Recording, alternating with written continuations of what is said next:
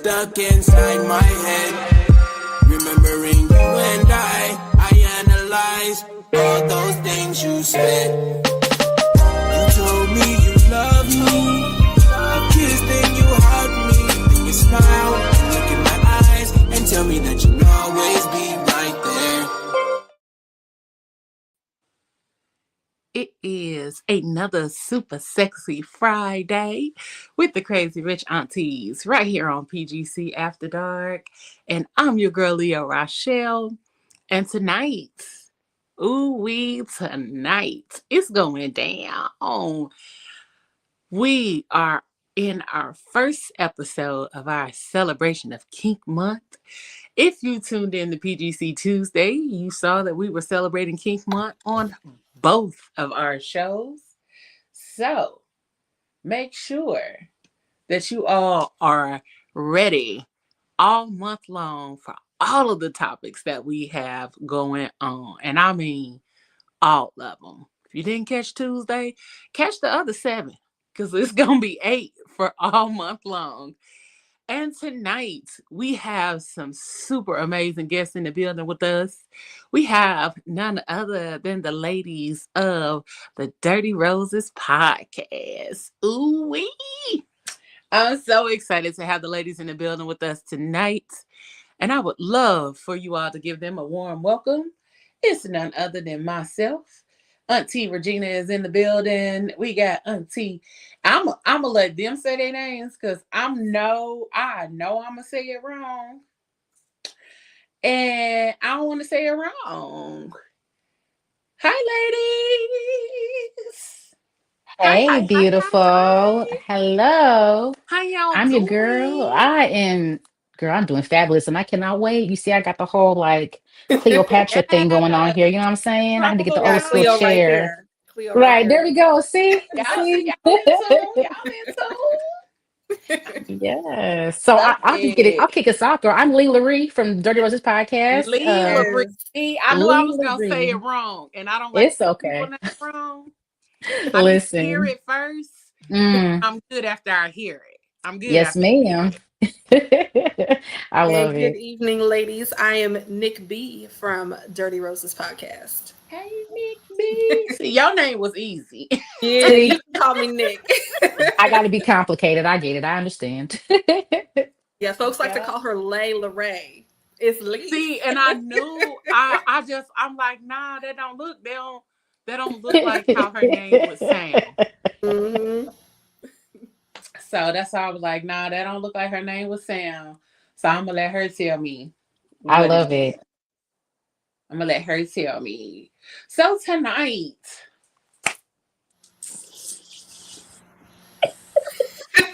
I'm so excited that we ready. We've been planning this for a while. Okay, and I'm so excited that they are here. We have been kind of going back and forth trying to get each other on the shows and all of that good stuff. Yes. So I'm beyond excited to have you ladies here with us.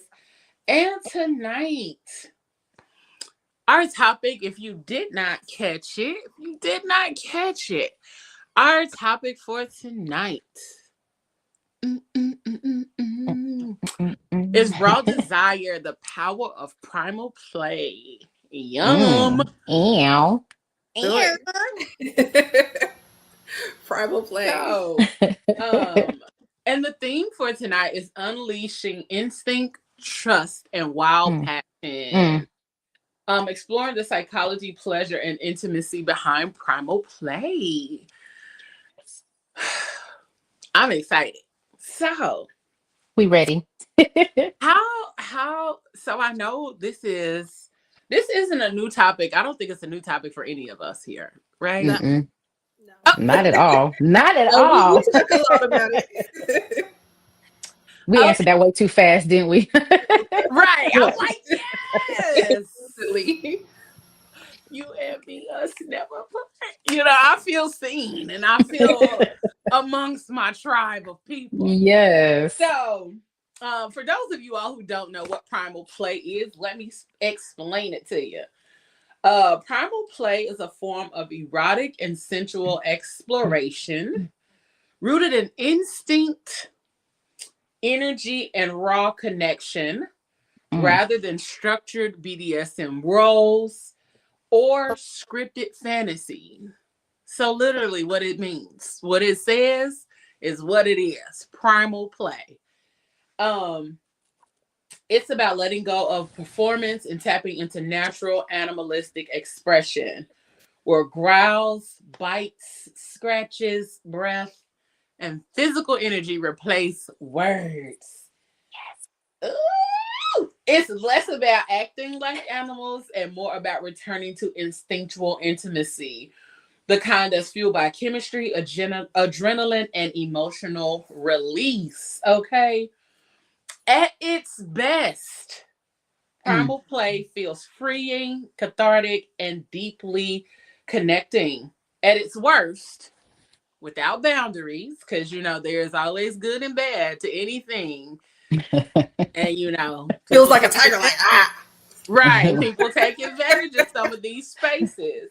And so at its worst, without boundaries, it can be unsafe or emotionally confusing. And in the middle, it's one of the most misunderstood but fascinating forms of sexual and emotional play. So let's dig in, ladies. Let's dig in. Yeah. So do you all participate in primal play? Absolutely. I feel like it's never planned, but it's usually what pops off. Yeah. And I prefer it to not be planned. Like, I don't know. I don't like going into it like, so tonight, are we going to be wild and aggressive? Like, I want to take away the primal part. Exactly. I don't want it to be scripted or anything like that, but I love it when it just naturally happens. And it comes kind of down to chemistry of just passion and going for it, exploring each other, but it cannot be planned. That's the big turn off for me. I'm with you on that one. I don't like playing stuff. I'm more of a spontaneous, let it go. But I do know what I like, and what I like lends to that. I'm a biter. I'm a scratcher. I like sounds. I'm an auditory person. So if I need to hear that growl, I need you to be right up in my eardrum when you growling too. I need it right here. So I can feel the vibration of your growl on my neck. So now when you say you like to be bit and scratched and all those things, like, are we just talking about like biting on the lip or everywhere? Like, everywhere. Okay. I'm the biter. I'm the scratcher. I bite thighs. I bite the insides of thighs. I bite necks. I bite nipples. Smack you in the head with his tallywhacker if you get him in I mean, we're down there. Listen, I love me a good nibble or a good bite. You know what I'm saying? Yeah. Because let me know. The first time I was ever really bit, like the first time I was really bit, like outside of just kind of nibble kissing, it was like on my shoulder and it felt real Count Dracula-esque. I was like, are you about to pull blood? We'll do it again. We'll keep it going. It was real different. It wasn't just a regular old bite of the lip while you're kissing. It was I had to check. I was like, oh, intentional. Yes. Yeah. The first time is very intense. Like it's like you don't know what to do with what you feel. Like you almost want to pop them, but also like I kind of like that. Let's try it again. Let's do it a second time just to make sure I liked what I liked. Okay. Yes. Let's try it again. No, that's facts. I think for me, it's more of like that response. Like when I bite, it's a man will take that deep breath and like that suck his teeth, like that, that moment right there. I'll be like, oh, got your ass, and I'm gonna do it again. I'm a bite. I will bite and tickle at the same time. I love that. Bite and tickle at the same time. Yes.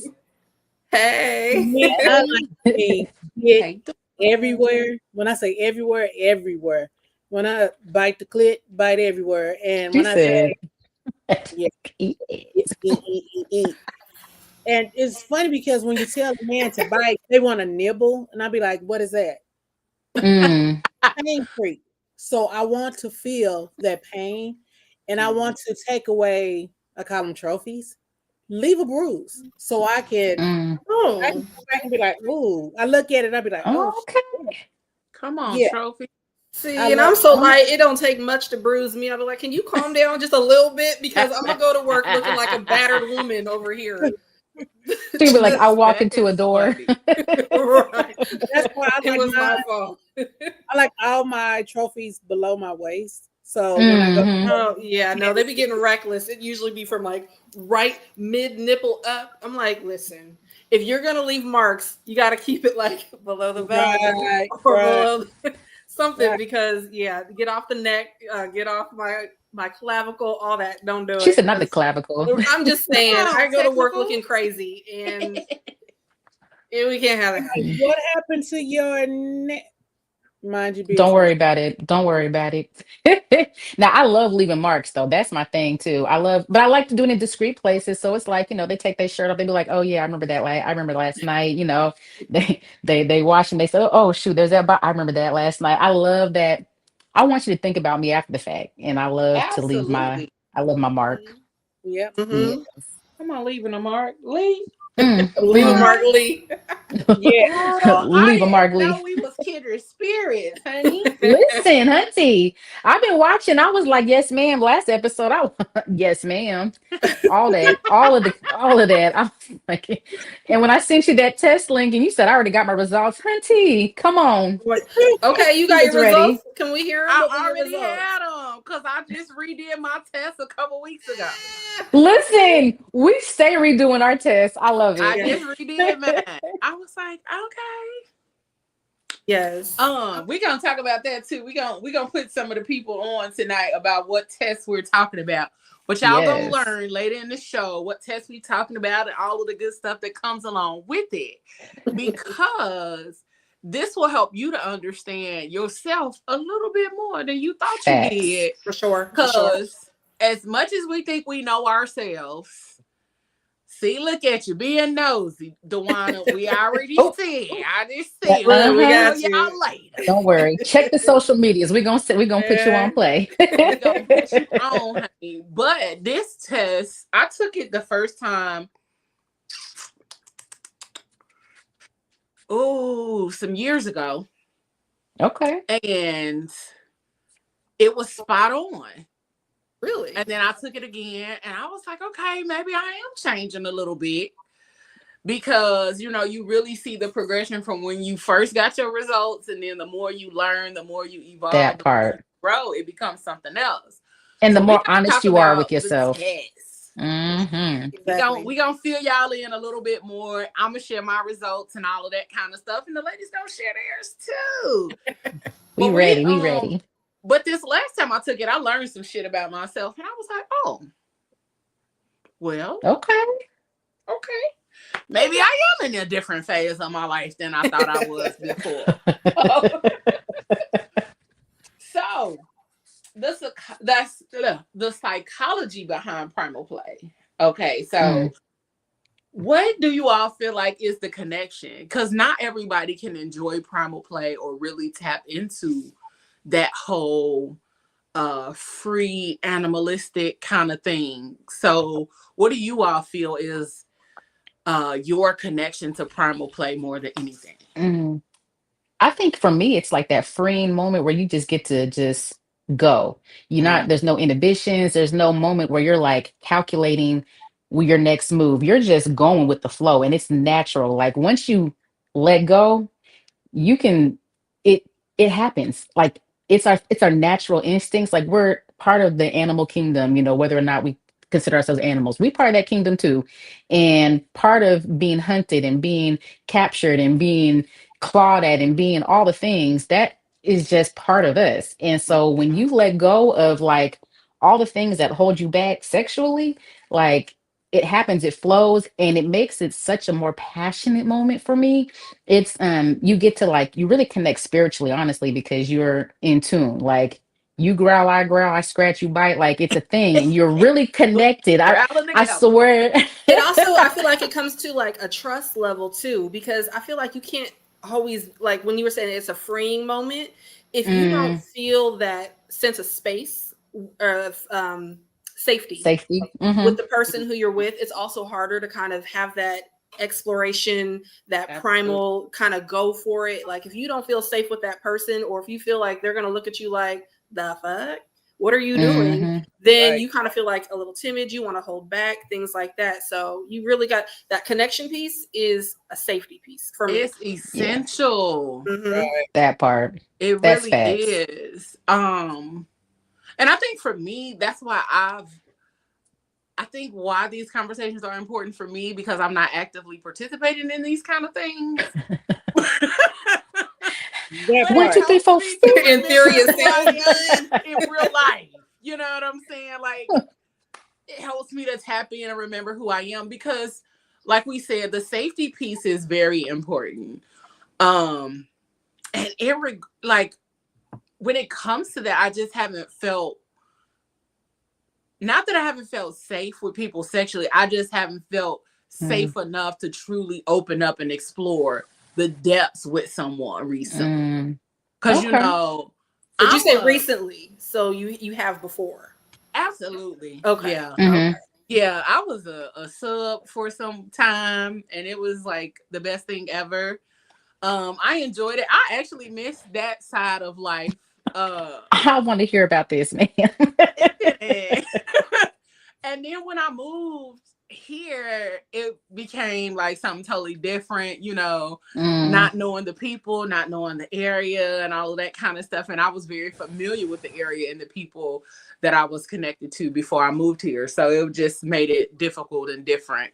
And then the person that was my dom before, we reconnected. And so we had a brief little reconnection, and very brief. But it was very brief. And then after that, like, I really just haven't explored. I haven't had that opportunity or space to be open and free as much as I would like to. I think just people are afraid of what they would find out about themselves if they let go sexually. They're afraid that they might like something that is considered to be taboo, or something that is considered to be GAY, you know. And I find a couple shots ahead of time sometimes help get you some liquid courage to kind of go to some places that you wouldn't normally go. I wouldn't say smoke. I wouldn't say smoke, because you're gonna probably, and definitely don't do mushrooms. So I wouldn't say smoke. Right, it's gonna take you on for real. Right. Baby, them lips will roll up so tight you wouldn't be able to do nothing. Listen, I can't smoke before because I get dry mouth, and that's what I don't. You can't have dry mouth, because that won't work for slobbing on the nobbin if your mouth is dry. You be choking on it. Listen. You like sandpaper. Nobody wants you just gotta make that thing smack the back of that throat a couple times so it'll create. Still, if it's dry, it's gonna get stuck back there. Nobody wants it to get like stuck to the back. She coming out like some Velcro, like. I'm just saying, like, let me get a cup of water, please. That thing let me get some coconut oil real quick, something, because you can't. I heard about that coconut oil too. Hey, listen. Okay, let's stop. Let's stop. Reflex. Let's stop. Different. So we got a question. At what point do you start to trust? Is this in regards to like BDSM, or is it in regards to just being open sexually with somebody? Cool. Let me know what you mean, and then we can further answer your question. I will say this though. Nichole, Nik B knows this. I am very open. I will have a freeing conversation with somebody, even if we're not even an intimate, connected person. I just like these conversations because I enjoy people when they get loose and they get free. I will set up a whole girls' night weekend at a male review weekend place. You know what I'm saying? Just to have us have a moment where we can just go, yes, come on down. I does all that. Come on, sis. But no, so I am that very sound like a collab. Let's do it, sis. Girl, I got all the scribbles on my timeline. Listen. And for me, it takes like a couple rounds before I feel safe. So I feel like, you know, like that first night of sex, maybe a little bit more vanilla than average. But I feel also like kind of the more you do it, you push those boundaries of, so do you like that? Are you cool? Can I do this? Are you going to flinch? You kind of start to feel how they pull or push when you do different things. And that's when I start also feeling trust, when you are okay with where things are going. Absolutely. And I think we said earlier through that connection piece piece does allow for that openness and that like you can breathe a little bit more when you have that, where you feel that safety, where you feel that you feel that honesty. You guys have had conversations in order to get to a certain level with each other, because that's one of the biggest things I feel like people don't do. And I've said it in regards to all conversations or all topics, is that people don't have enough conversations or don't communicate enough. But people are so ready to hop in bed with one another. They are so ready to get the hunching. Get the hunching, and then that's it. Y'all just out here doing basic ass sex when we could have been out here doing some next level shit. But because you were so ready, you got that C level coochie. You didn't even get what you could have gotten. The way that I hear men talk about how freaky they can be, and then we have a conversation, and they'd be like, not even, and we don't even get to the act. It'd be like in conversation, I can say some to me what is basic to me, and they'll be like, "Oh, I wasn't on that level," and I'm like, "Okay, take this test real quick so we can see where we're at, what we're working with." Because at this point, but then also some of that with foreplay too. Sometimes what's not said can also be a turn on too. Like, have you ever read a book or something, and it's the less description you have allows you to like play out more in your mind? No, see, for me, like to what you were saying, where the guy doesn't quite say it. Like sometimes my imagination will take it further than their words will, and I don't know. I mean, that works for me too. I feel like they're gonna disappoint me because I have a very vivid imagination. So we're gonna be swinging off of chandeliers, and then he come in with a y'all break that chandelier. Like, we can't swing off of that unless it's in this like. I'm 5'2". I can do it. I can. It's got to be really secure up there, otherwise we're gonna have the ceiling on top of us. Right. Okay. That's why I said, what's the weight limit on a chandelier? Okay. Back. We over here swinging around. Hey, Judah. Okay, so yeah, being open to trust. Yeah. So yeah. Okay. You have to.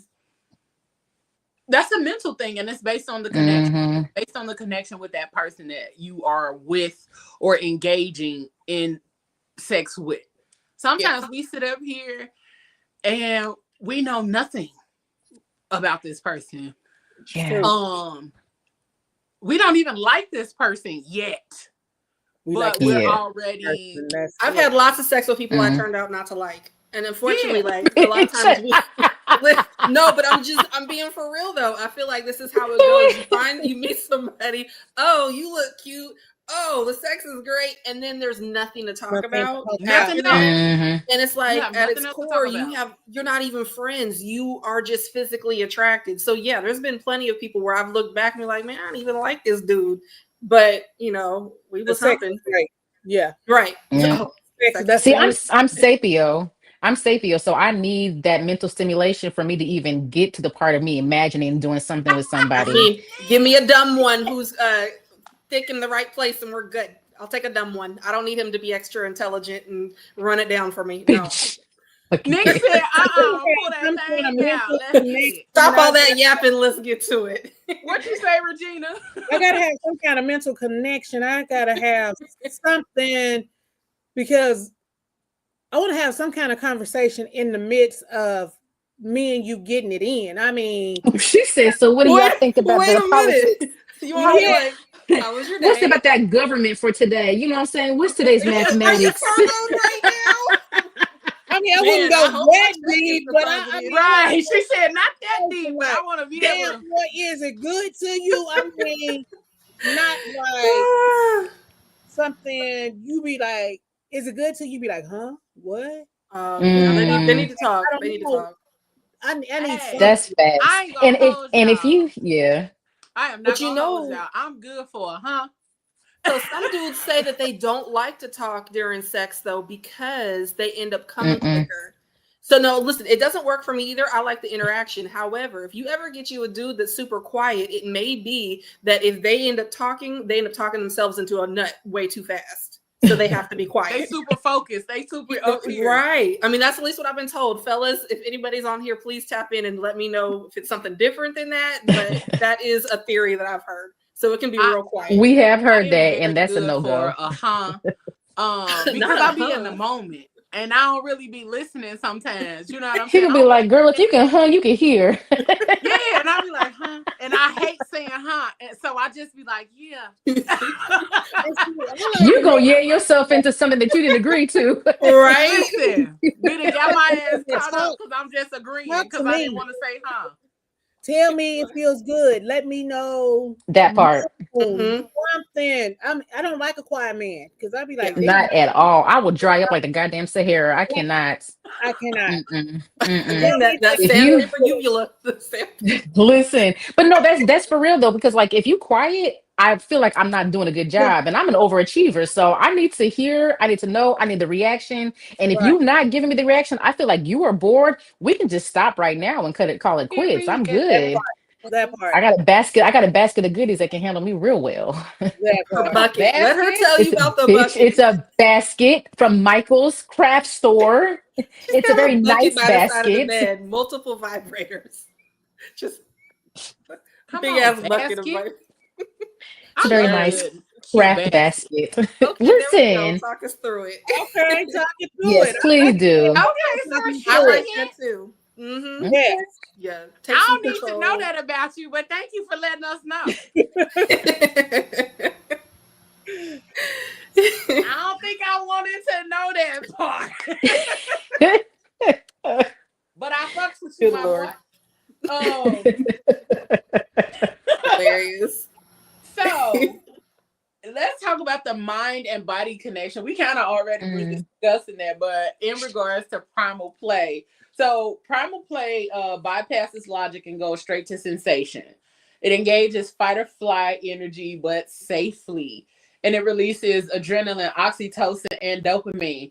And if you watch this show, was it earlier this year? Yeah. We talked about the sex chemicals. And dopamine, oxytocin, and all of those kind of things were a part of that little cocktail that get us going, get us intrigued and engaged fully in the act of sex. Yes. But also, side note, if y'all didn't know, those same chemicals make you feel like you might be in love with somebody. Oh, I've been guilty of that. I think I've been guilty. Same little chemicals make you feel like, oh my God, he's the one. No, your body just like what they did. What they did too. Okay. Yep. I believe it. That's what your body is releasing in the midst of all of this. And so it's about surrender, trust, and intensity. I got a funny video. Oh, okay. That I'm gonna play real quick. She said, "Who's in it?" Bitch. She said, "This ain't home video time. Hold on." Right. Wait a minute. That's for the other episode.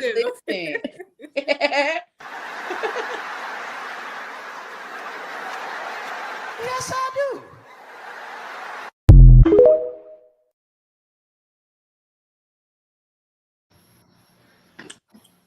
So tell me, would y'all be down for that? To put on a mask and for him to put on a mask? I would. Like a robber, like a robber mask, or like a scream mask. It's Halloween time, you know. It's October, so listen. I tell. Wait a minute. So those be like the whole time that he's not licking me because the mask is in the way. Hold on, Nik B is so goofy. I think she would probably start playing with the fucking mask, like in the midst of everything. She would be like, "Are you there?" Listen, I can't with her. I would try anything once. If you like it, I love it. I'll try it, and if I like it, we can discuss it. If I don't like it, we can be like, you know what, that might be not my thing, but let's meet in the middle somewhere. I'm over here trying to be supportive. I'm like, well, if that's what you like, but meanwhile, I'm thinking the fact. No, take. I don't want to be scared while I'm getting mine on. I don't want to be scared while I'm sexing. I just don't. See, that's where that primal comes in. You'd be like, oh, I'm so in the moment. You just yank the mask off. Like that was, you know what I'm saying? Toss it in a corner. Yep. See, I'm gonna get that phone call later. But I want somebody to come through, my man to come through the house while like a robber come through the house and like grab me, throw me up on the kitchen table, and just like take me. Have you ever had scenario sex? Like, since that's a fantasy of yours, have you ever done that? Like reenactment stranger sex? Yes. Cool. I've done it once. See, I feel like I haven't lived my best life yet because I haven't had stranger sex like that kind of thing yet. No, I haven't. I like it. But you would like is that like but I haven't done that. And that just sounds fun as fuck. Like it is. It is. So the dude who wanted me to do it, like he literally wrote out a script. That was a little much because it was a lot. But he told me exactly what he wanted me to wear. So he told me how he wanted my hair to be. He told me the type of makeup he wanted me to wear, and we acted out this little scene. And it was supposed to be I was a librarian. Me with my non-spelling ass working in a library is hilarious. Okay, so I'm in there with this. Little short old skirt on, and I had on a white button up and my hair pulled back and some glasses. And he's like, "Ma'am, can you help me find this book?" And I was like, "Well, yes, I can." What? Why have I not heard this story? It was the craziest thing, but it turned into some amazingness. Okay, it was great. And see, it's not even the fact that he wrote the script; it was the intention. Like I know what I want. He set up here and was he was very clear, and I executed. Give me one of them any day, because you can write whatever, and I'm gonna always say yes. Yes. Can you imagine being on your lunch break? What are you doing? I'm studying my script. Make sure I got this bitch memorized. I gotta remember. Not a date. You can't be pulling out the book like, okay, hold on 1 second. You said, okay, yes, daddy. What? Yes, wait, daddy. Time out some. Huh? She said, huh? You can hear. Yo. Oh my God. Good times. But I was fully participating in some shit like that, rehearsing my lines and all of that, because I'm the person that's that intentional. Like I'm finna tell my business. One time, this guy was like, "Yeah, I'm gonna come by Wednesday.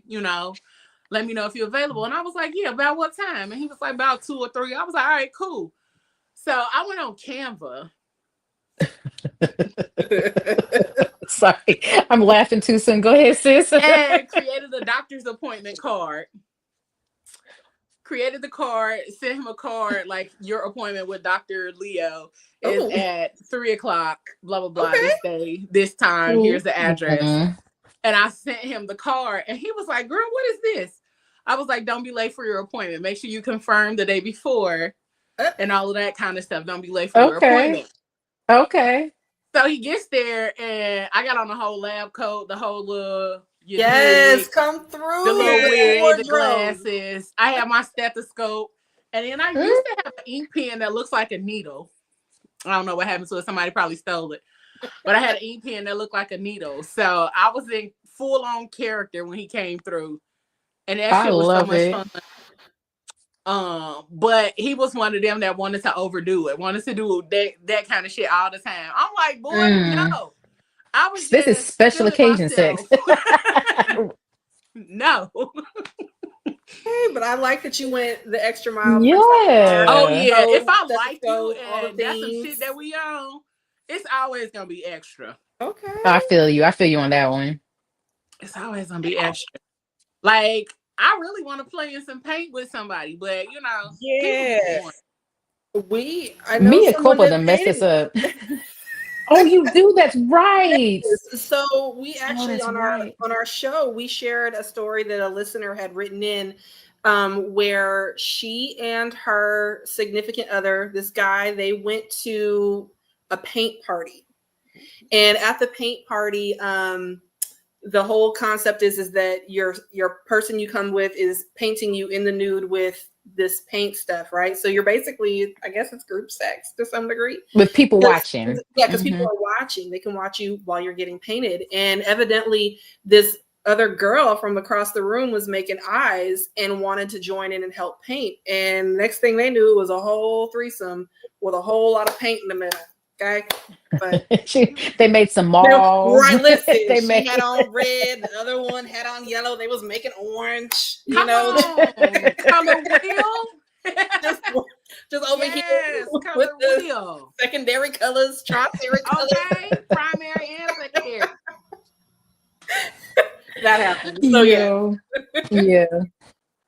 I'm down for a paint party. I'm down for a paint party. That would be dope. That would be fun. I love it. And I like the food board, like not like the traditional whipped cream, not that, but like the one where they have the food on you. You're the appetizer board. I would love that. Oh, like sushi? Sex in the City. Not sushi. Sushi. No, but that was on Sex in the City. You know, yes. She was the board. She was the charcuterie board. The charcuterie board. I like it. I'm down for that. We might find some stuff in some rolls a little bit later, but I'm here for it. Period. Okay. You got to go. Listen, because I know I'm not the only one who be finding change that falls out in the shower later on in the day. So I know I done walked around with my bra off for hours and then quarters ain't fell. Oh my God. Same here. Okay, so this, I'm like, listen, this little statement right here, that can be read two different ways. I love some good ass sex, or I love some good ass sex. Which one is this? We're curious. Are you into anal, or you just like some good ass sex? You just like some good sex. No, the comment. Yeah, we were trying to figure out. I have a feeling she likes some good ass sex. Not. Have you guys ever had anal sex though? I've tried it. Look, not for you.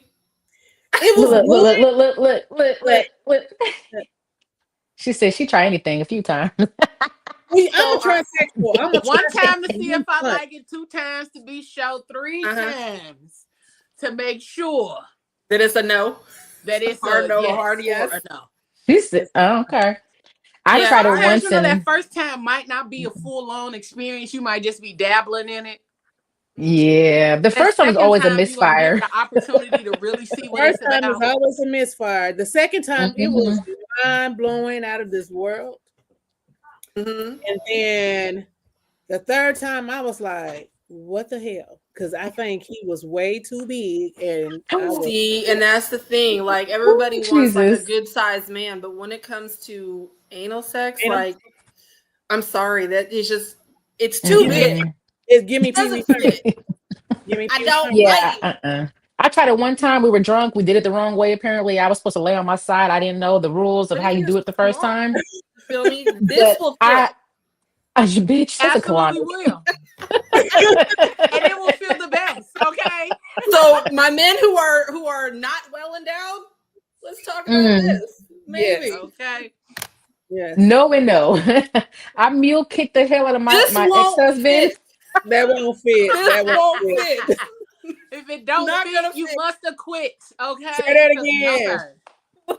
And when they try to make it fit, what they tell you? Vaginal. Relax.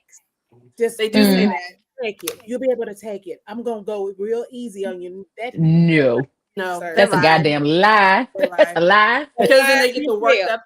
Nope. I kicked the shit out my husband when I was married, and we tried it, and we were drunk. He got that back. He got that back mule kick. His chest was hurting. My ass was hurt. We was done. Never was a wrap for the night. It was a wrap. Just done. Like trying to sober up. Like no, and that traumatized me. I was like, I'll never try it again. Plus, I have a preference for the front entry, so I already know it ain't going in the back, so I'm good. That size is a little too big for me, so I'm good. I'm the opposite. I enjoy it. You enjoy it? I know people who do. I know friends that love it. And the reason that I say that I enjoy it was because one of the first times that I did it with somebody who was very he wasn't huge, so he was nice size, all of that kind of stuff. I was very relaxed with him because we had already been having sex before. So I was very relaxed. I was very open, all of that. But he was very took his time, was ease, all of that. And I think that was my best orgasm ever. Like ever. Did you say he used lube? Yes. Mm. Like that was when Did you lay on your side or did you lay flat? Because I've heard both is good for soft entry. I think I was flat. Okay. I think that's better. Yeah, I think I was flat. But if you're on all fours, that is I think a little bit more intense. Because it's too tight. It's too tight. Yep. Mm-hmm. So beginners out there, lay on your tummy. There you go. And lots but of it lube. was the best and lots orgasm of lube I had ever had. I mean, really? Still to this day. Really? Yeah. Yeah. I don't, because it was different. And then it just engaged all of me. Like it was from both, from the front and the back. So it was the double. And I was like, hold on, reverse. 2 people or one person just double stimulating? One person. It was a double orgasm from okay, because I was like, well, we're knocking ball sex too, girl. I ain't that grown. I'm not that grown either. I want to be that grown though. I want to try that so bad. I'm not that grown. I don't think I'm that mature. I'm not that mature. I'm like, you want to do goofy. I'm like Nick. I'm with Nick. Yeah, I will be in there laughing so much. Be like, you just touched his ball sack, right? Right. I'm like you hear his ball sack, you like that? Sword fight. It would not. She done got the lightsabers out. It would not go. It would not go well. I would be on. Very comfortable. Yes. With reality to be able to do it, because a lot of men be like, I'm not doing that. Because you got to think about it. Your balls is going to touch. And then even when you're doing it, your penis is going to come out and your penis may accidentally hit his behind. Right. You know what I'm saying? They gonna find out that they like something they didn't know they like. You know what I'm saying? If they don't talk about it, then it might be easier for them. But like if they have to sit there and talk it through and say, okay, we're gonna do that. Like, don't plan it. I think the guys would have an issue if they tried to plan it. No, you just do it. You just do it. Right. Don't even like touching each other because they be so scared to be seen like they're gay. And I'm like, y'all gotta stop with all of the preconceived notions about stuff like that. Like, chill out. I hate that. I hate when they say that 2 minutes of train. In the comments, I've been saying some shit like, "Where your wand at?" They be saying pause the whole time. Pause. Right? Pause. I would be so mad if that's all they keep saying. I'd be like, you know what? Yeah. Like, we get it. Yeah. You're not gay. I got it. Yeah. Where your wand at? You're not in here. Sorry. Screwing each other. You're me. So please relax. And let's get this done. She said, I'm trying to get to somewhere and you're not helping me by talking. No. Hirsch, the fuck out. But this is for y'all in the comments. Comments. What does being in your body mean to you? And have you ever had a moment where passion felt more like instinct than planned? Because what you feeling in your body? What you feeling in your body? So that's the question for y'all in the comments. But ladies, y'all can answer it too. Wait, give me. Okay, I think I needed an example. Like, what does it feel like intercourse? What does being in your body mean when it comes to primal play? So like when it feels more instinctual instead of like planned or processed or over discussed or over talked. When you just go for it. I feel like there's certain parts of your body, like your chest and your diaphragm, where you get like that kind of that tingle, that feeling where you kind of have to like release and let it out. Like whether, you get that sensation inside your body that you physically have to do something about it, and that comes out into primal play. I think that's when you get to hooting and hollering and you get to reaching out. I think that you have like a physical sensation in your core that you have to release in some kind of way. That's what it feels like to me. to ignite. It's like a fire. Yes. A little bit. Like definitely a fire. It's emotional. I'll say that. Like I know that when kind of all things are activated, it just like it's a whole body experience for me. Mm-hmm.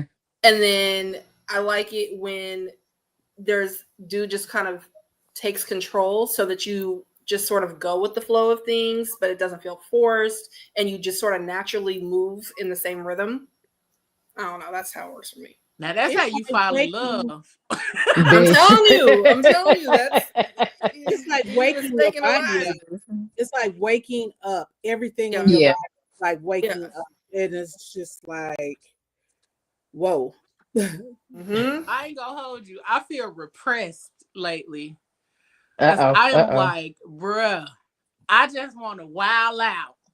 We need to find you a club. Are you taking a break on purpose? No. Or you just haven't found that person to wild out with? I just don't have that person to wild out. Okay, ma'am.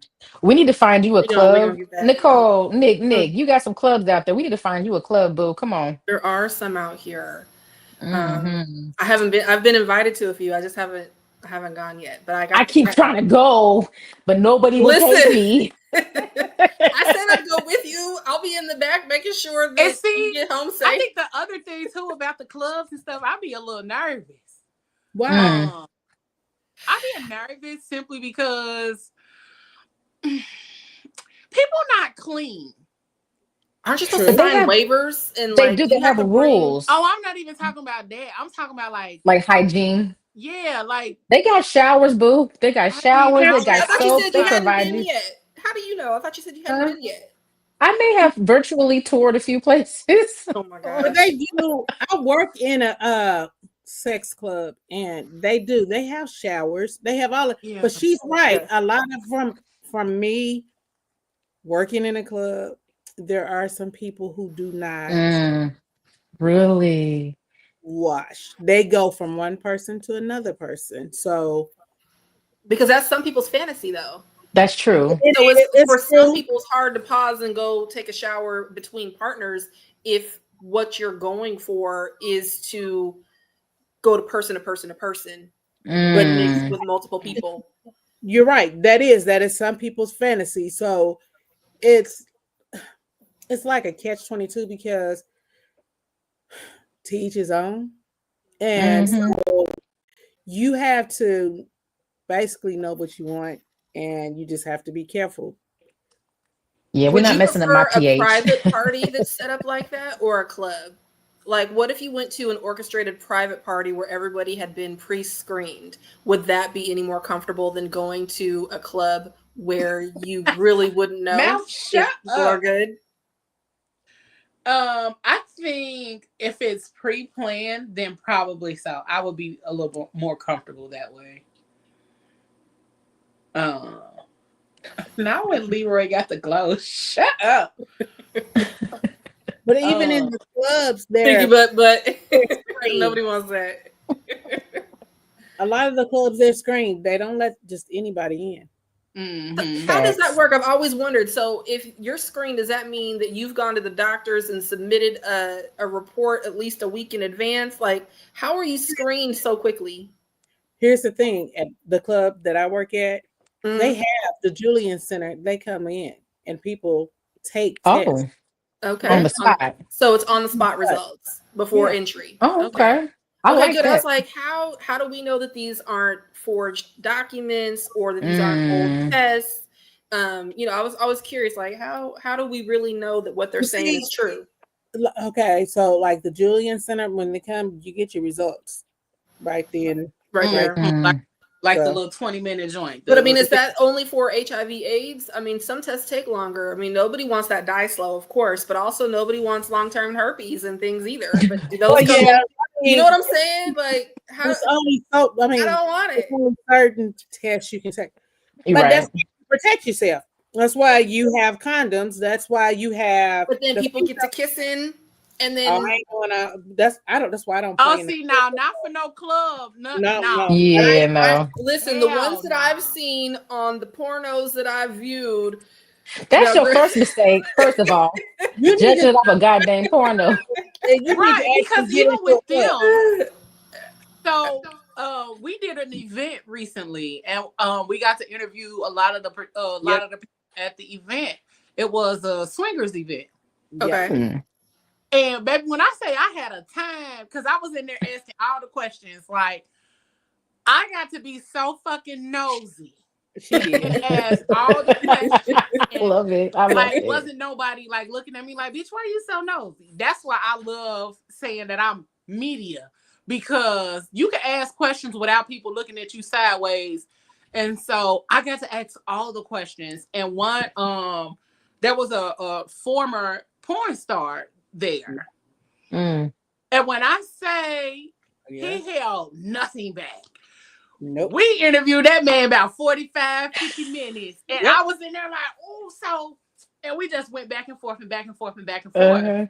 And he was telling me so much about the porn industry and how they operate and what they do and how they have to be so clean and show up. And do all it doesn't sound fun when you like really know the backstory of it. It doesn't sound as fun as how it looks in the production. Like all the precautions, which I appreciate, don't get me wrong, but like when you really know how they prepare, where they're pausing to get re-energized, you know, the breaks, like when you really think about the production of it, once it's chopped and edited, is a completely different story from how they created it. Absolutely. Yeah. And even just knowing some of the stuff, like he was just telling me everything. And I'm probably going to post that. It's no video because we couldn't record video at this event. Right. It's strictly audio.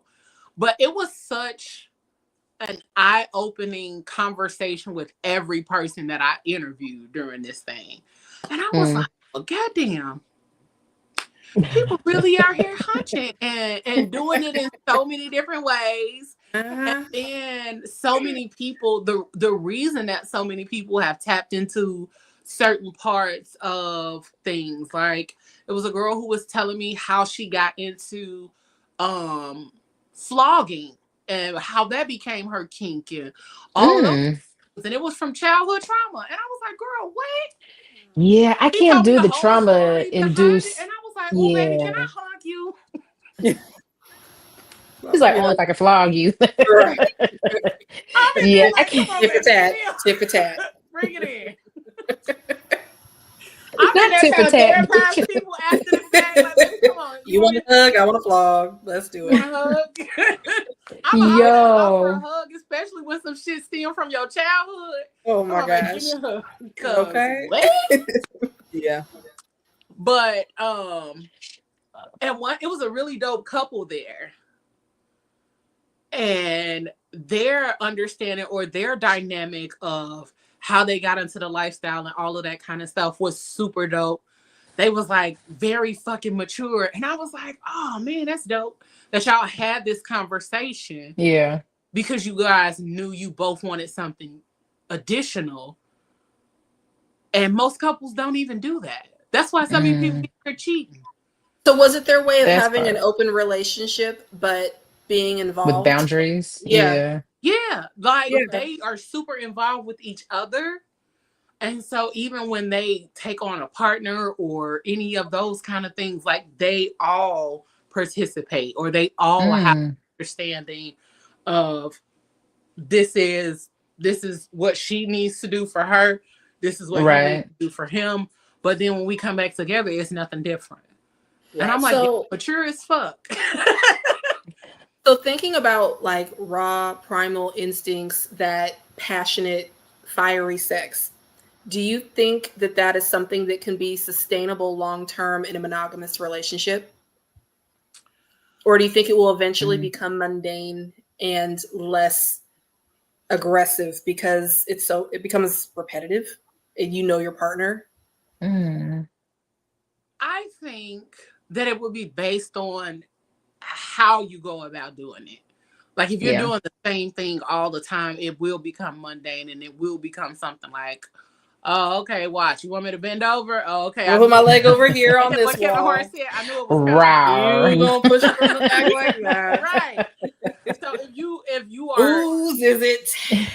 Right. If you're very rhythmic in how you do stuff and you're very like 1, 2, 3, 4, 1, 2, 3, 4. Like, no, sir. But if you're very because it's supposed to be unplanned, but it's supposed to be something unplanned, on the spot, real.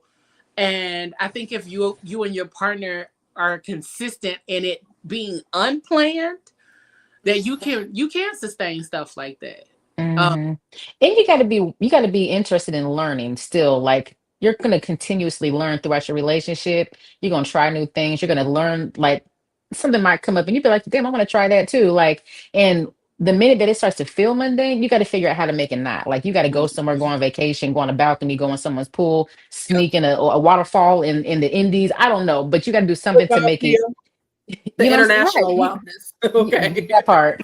But you got to figure it out. And then you got to try some different things. Like, you might have to take that test and be like, okay, well, this thing's a little lower on my list. Let's try something in this category that might spice it up. And then, do a little role play or something. But you have to be willing to continuously learn each other and become a new person in that relationship. Otherwise, because even if it's not planned, right? You do it enough, you're still gonna be like, well, I know that he likes this. It's unplanned, but I'm gonna do it because I know he likes it. Yep. And then it comes rehearsed. You know what I mean? Right.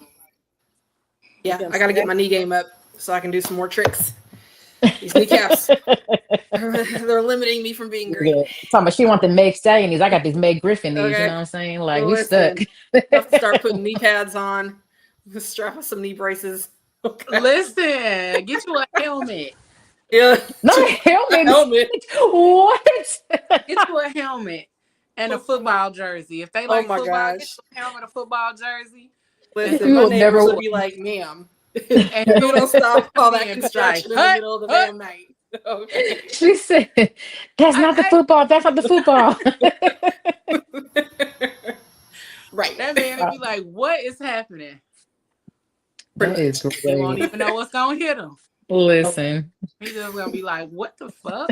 And that's the thing, too, is that I need somebody who understands that I am very random. Mm-hmm. So you would want the screen mask. When we were talking back, you would do it with the screen mask. Okay. Hell yeah. Take that rubbery thing off and smack him with it.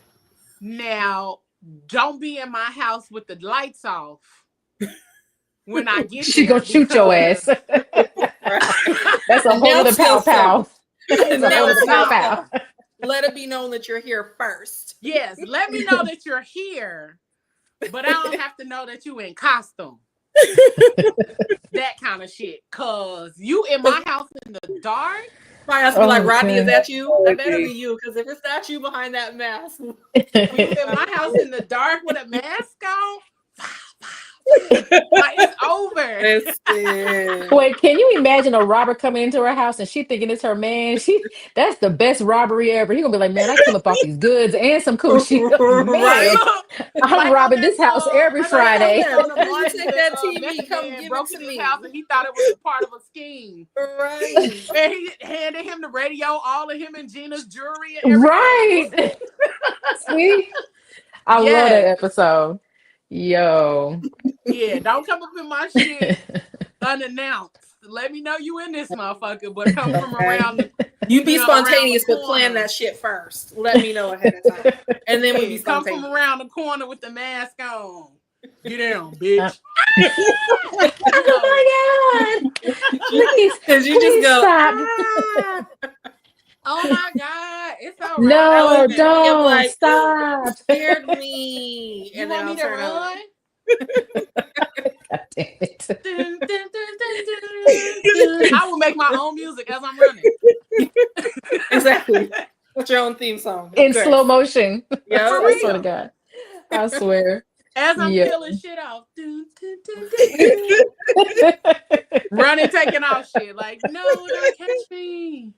See, and I'm blind and when I'm gonna be running into shit, I'm gonna run to a wall and pass out. And it's been so long that I've been comfortable to be goofy and just like goofy sex is the best. I'll be cracking up.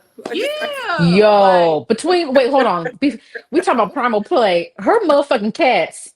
I swear to God. Her cats be wanting in on the action. I've already had to use the water bottle a couple times while we've been on air. She told me somebody to pick the cat up and toss it out the room while she was mid-stroke. I was like, absolutely, no. because I thought the door got shut, but the latch didn't latch all the way. And here comes Smokey, just pow, just hey, what's going on in here? So I'm like, oh my God, this not the cat that came in. This is some cat endangerment. So we had to pick the cat up, throw him on out, shut the door real hard, and then I put something on the bottom so he couldn't push it over again. And then we just jumped right back in. But please believe that cat got a little pat in, little cat. Well, there was some little perverts. Yeah, both of them. The cat said, "No, I heard something hit me meowing." That part. Meow right now. What you doing to my mom? Right. Mind your business. What's happening? Go get some cat goodness. Oh my goodness. That is so funny. My cat worked out. Today. He was like, I'm trying to save today. What you doing? Okay. No boundaries. None. Oh my God. So with Primal Play, the goal a lot of times is real life examples and scenarios. So make it tangible, relatable, and interesting. With examples people can visualize or discuss openly. So when we're talking about Primal Play, like examples, playful aggression, growling, grabbing, light scratching, gentle bites, hair pulling, wrestling, or pinning. Oh, I like that one. Sensory. So we forget that some of the things that we do when it comes to sex and all of those kind of things is that the senses have to be enticed as well. So sense, like a good scent that'll get you good. Make you want to come here, let me come closer to me. Suck you down. Breath. A lot of people don't recognize like breath and breathing and like I had sex with a stank breath guy. It was really hard to get through it. Oh God, bitch. Oh, it was tough. It was tough. It was tough. So I will say that yes, absolutely that. Please make sure that like you smell good and your breath smells good too, because we're breathing hard. Both of us are. And I'm like, that is not me. That's you. And I was like, the only thing I could do was ask him to flip me over so that I was facing the other way. That's how we got through this. Because I feel like, baby, you got to go or go brush your teeth. That part, because the thing is that because we were like already in it, I didn't want to lose momentum, so I just flipped over and let him breathe. Like you better than me, because I would have lost all. And I was just facing the other way. But oh my God, I was like, why is your breath like this? Did you eat today? Do you need water? It was empty stomach breath. It had to have been. It had to have been because when we got done, I fed him. I was like, "Are you hungry?" I got some leftovers. Nick, I got you. I didn't have the heart to tell him that his breath was awful because we were having a moment. But oh my God, my eyes started to water. See, my sense of smell is very keen. So that's one thing I probably would have had to stop. You would have stopped mid-session. You would have stopped mid-session? I would have. Yes. Because you also, so I'm the only one that just decided to flip over. Okay. No, and the only reason I say that is because the older I get, stop laughing at me. Like more my brain and my nose decide that they're going to dissect smells. And I don't like that. Like my brain, I really be smelling stuff. And I'll be like, oh, that smell like such and such and such and such. Like my brain dissects the smells. See, all I can think about is where you about to put your mouth at. And I don't want you messing up my pH is not about to be messed up because you didn't brush your teeth. And I can't stand thick saliva. I can't do it. So if you got thick saliva, honestly, I think it was a combination of smoking weed and hungry. It wasn't bad. Listen, no. it wasn't that this person doesn't brush their teeth. I know this person has good hygiene, but they had just got through smoking and they were hungry. And the two of them together made my eyes want to water. And so instead of ruining the moment, I was just like, hey, can you flip me around? And then that way I don't have to, we can't do missionary right now. Not right now. Not until we get you something to eat, So we'll do it the other way. You know what? We gonna do it like this. Not till we get you some food, my boy. I applaud you. And a Gatorade. But I did it. I couldn't do it. And the way my mouth is set up. Oh my gosh. She said, and I'm gonna tell you about that. Tell you about yourself. I think as I've gotten more comfortable in conversation and knowing what I do want, I've gotten more comfortable in vocalizing what's a no-go for me. And I think the old me, even like the newly divorced Leigh, might have been like, okay, I'll just because I've done some unsavory things with some unsavory people, but I wasn't versed enough in my communication skills to tell them nah. But as I've gotten more experience and I'm like, yeah, no, I can communicate that this is a no for me. And if I'm drying up, I'm gonna there you and say it's okay, baby. We just gonna. What if they just spit to get you wetter again? What if they what, Nichole? What if they just spit to keep you wet? Only if you got good gut hygiene, good gut health. Okay, cool. But if you got nasty tobacco breath, because and that's the stuff I'll be scared that I'll end up with BV, trick, BV from the mouth. No. All of that kind of stuff. And that's the one thing that I tell dudes that smoke. Most of the dudes that I know that smoke, I got an extra toothbrush. I always keep extra toothbrushes. I don't even deal with smokers. It's mouthwash. It's I don't like cigarette oil.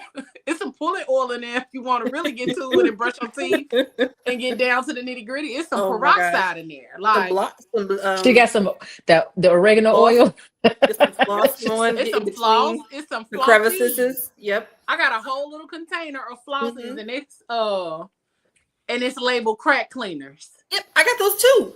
You've seen them, Leigh. I've got them in your bathroom. It's crack in the guest room. Like my bathroom is literally set up like I own an Airbnb. I have everything for guests available. So go in there, do your thing, have at it. But what you're not going to do is put your dirty hands or your dirty mouth on me. Ooh, dirty fingernails are the worst, especially when they want to touch all on your special places. Yeah, especially if you smoked. Oh god. If you're a smoker, please don't ever come over here and try to touch on me after you just got done. Please watch me. Because first of all, that's ultimately going to turn me off if you smoking cigarettes. Listen, I can't do it. I can't do it. Not for me. I might be okay with a little liquor breath. I might be okay with liquor breath. Because at least I know it depends on the liquor. Some of them germs in your mouth and got burnt off. If it's dark liquor, it's usually sweet. I don't mind that. But some of that dry stuff. Y'all is crazy, and I love it. But that dark liquor all day. Some of that dark. You so stupid. That's why you in the situations you in now. Fucking yak. Get you a good vodka, bitch. A good tequila. Listen, come on now. But outside of breath, we stopped right there at breath. We sure did, girl. I apologize. On a whole tangent. And it wasn't even the breath that she was talking about, Nick. You went on a whole tangent. Let's go back. I like to be breathed on. Listen. Heat, sweat, and sounds, how they heighten the intensity. I am a very, if anybody knows, I'm an audible person. Even when like getting to know people, learning people, and all of those kind of things. Like if I cannot talk to you, we are not going to make it far. If I can't learn you through communication or talking, it is that I'm going to be able to do for you because that's how I learn. And baby, don't have a falsetto voice. We just not going to go there at all. I can't do it because who's oohing and on? I can't. Wait, what were the elements that you listed again? Huh? What were the elements that you listed? It was heat, sweat, sounds, breath, and scent. I don't like when I get dripped on when they're sweaty. I don't like. Listen, I don't like droplets hitting me on my face. I got spit on accident, and I liked it. That's listen. That isn't so much the issue, but just having their body just drip on your face, and you're like, that's not. If they smell good, I'm okay. It's but not why even about smell. I'm just like, thank you. Why are you sweating that much? Should I cut the AC on? Because I've already got the fan blowing, and you're dripping on my forehead. Right. And why did he kicking in overtime sometimes? And my mascara smearing because you're over here getting salt in my mouth. Why is she like this? This is why we can't get through episodes with her ass. I know I'm not the only girl that has been looking up at the sweated on. It's just like raining. I've been sweated on. Like, so we can sweat it out. That's cool. But when it's drowned, like dropping on me, like I'm in a shower with you. Let's just go to the shower. I'll be too attentive because I'll be wiping that shit off. Listen, I'm gonna take that little shirt that you just took off. We're gonna wipe it off. No, I don't like that because I'm over here doing all this. My makeup is all over the place now. You got porn star hair, so I know you be over there flipping the shit out. That's why I was like, let's just go to the shower. Let's just I'll get it wet. It's cool, but like stop dripping on me because that's gross. I don't want to. Gross. I be trying to catch that shit before it hit or it fall in my mouth. No, you guys. Your mouth was open. About mouth. Have y'all ever had somebody wanted to spit in your mouth? No, that happened to me on accident. I don't know if it was on accident. I did. Ew. Listen, I was so anti-spit because I was like, this is so degrading. Like to me, I was like, this is degrading. I have a friend. She was like, yes, girl, spit in my mouth, and I was like, bitch, no. It happened. I think he liked doing it, but I don't think he intended to do it on purpose. It was primal instinct. The nigga just was like. And I was like, oh, and I was like, you like spit, like, and then down there. Wait, what was this? I don't know if you spit and do all that, right? Okay, I'm okay with that. But to spit in my mouth, wait, let it happen. Let it happen. That shit was kind of that shit was sexy as fuck. I don't know. This is fine. But do you want me to catch your saliva with my mouth like you're bird feeding me? Like, nah. And see, I just was having this conversation the other day because somebody was saying like they don't like the thought of somebody spitting in their mouth. And I'm just like, I've never had somebody spit in my mouth, but I've had somebody ask me to spit in theirs. It's like a big octua. That was what I said, is that a lot of people think of that when they hear spit, and it's not that. It's literally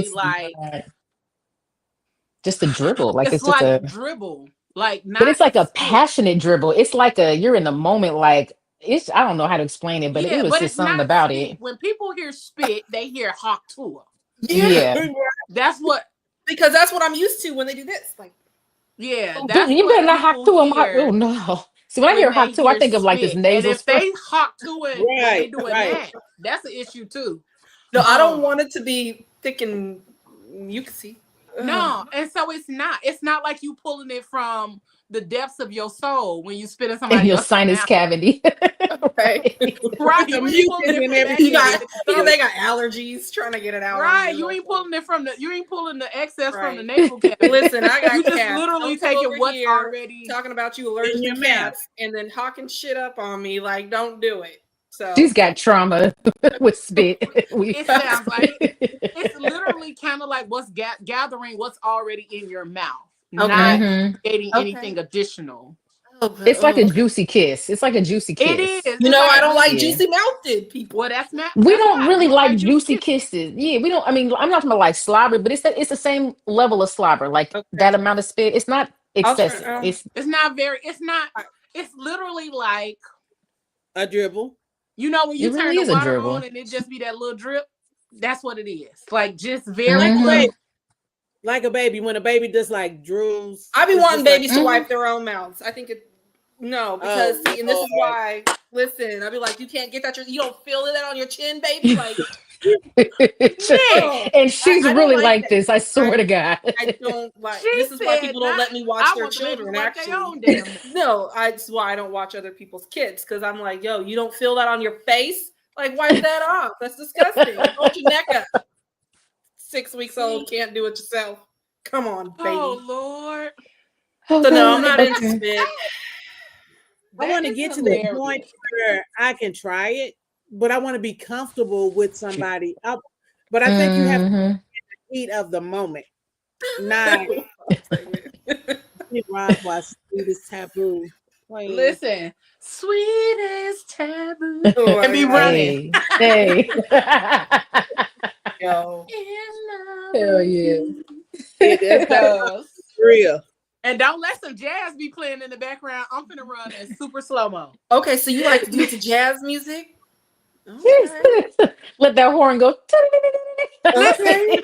Because I like when them strings kick in. That's I'm just What was that movie? It said pluck it like a guitar. Yeah. But no, like that was part of like when I was in my BDSM relationship. That's what it was. Like he grew up in some areas. Did you sign a contract while you were in your relationship? Yeah. Oh wait, you said it like you feel a way about it. How are you cool with that contract? Like what? Tell me. Oh no, I'm very cool with it. I wish more people did it on a regular, consistent basis. It was just we signed it and he didn't follow through on his end? Through with it. Yeah. Okay. Who set the contract up? You or him, or was it a mutual arranged document? It was me, but we went over it mutually. Okay. And so then he didn't follow. Did you follow his consequences? Did you? Yeah. Did he have consequences for him? Absolutely. That's why it's a former. Wait, but aren't you supposed to agree to the consequences? Like they're okay with you to a certain extent. He agreed to the consequences, and then he didn't let her do them or whatever. He didn't follow through. So okay. Yeah. Okay. But like he grew up in some areas when it came to like the attentiveness and all of those kind of things, and so it was like, oh, okay, you a little grown. And then so it became like I had started listening to jazz some years ago, like really, really fully engaging in jazz. And so I didn't know that was part of his thing too. And so when we came back together, it was like, oh, you like jazz? Listen, so I'm saying this someone's gonna one of those sweat on WEUP and she gonna have a nut. But it was that sexy time jazz. It wasn't that like it wasn't that swinging when we out here. It was sexy time jazz and I loved it. And so it was different as hell. But it was not. Would I do it to jazz again? Hell yeah. She didn't have to think about that. She said she want to get robbed to jazz, so we already know. Robbed the jazz music. I'm gonna send you a jazz playlist where they be getting robbed or doing some shit that's total opposite of what's actually happening. I love that for me. Hilarious. Yo. So let's talk about the safety, communication, and consent. Since we talking about contracts and all that stuff, that was a good segue. It was okay. Let's talk about consent and safety and communication. When it comes to primal play, first things first, that shit can get intense. Yeah, if you're doing it right, it can get very intense. So, first and foremost, for everybody that's watching, one of the key rules is consent is not optional. Just because it was wild and spur of the moment, it doesn't mean it's uncontrolled. You're supposed to always establish boundaries, safe words, and body cues. Okay, so make sure y'all doing that, because you don't want to be the next person with the doom doom. You don't want to be that person. Okay, make sure you get that consent. Check-ins before and during. So talk about the comfort level, the triggers, or words that signal pause. So that's why we said like the communication, talking, all of that is important. Absolutely. Because if you just up here choking the shit out of me and my eyes rolling, and I can't say nothing, and you just like, oh yeah, you like that, don't you? And you didn't choke me till my eyes didn't pop. See, I have a signal for choking. I have a signal like if I grab your hands and I pull it towards me, you ain't putting enough pressure. If I grab your hand and I pull it away, okay, you're doing too much. And we have that little body cues. That's body cues. Yes, absolutely. That doesn't work for me. But also, fellas, ladies, if y'all like choking, learn how to choke. That part. A wide flat grab. A wide flat grab. We're not applying pressure to a specific spot. You got to be. It's a wide grab. Yeah, it can't be this. It can't be that. It cannot be this. We're not doing circle hands. You are trying to love me. Exactly. Kill me, love me. You're taking the scream mask a little too far. Okay? We're not really trying to die. Scream mask. Right. Safe spot, scream mask. Safe place, scream mask. Oh my goodness. Yeah. You gotta be safe out here in these streets. If your hand is like this, you are trying to take me out of here. Okay? You're doing it wrong.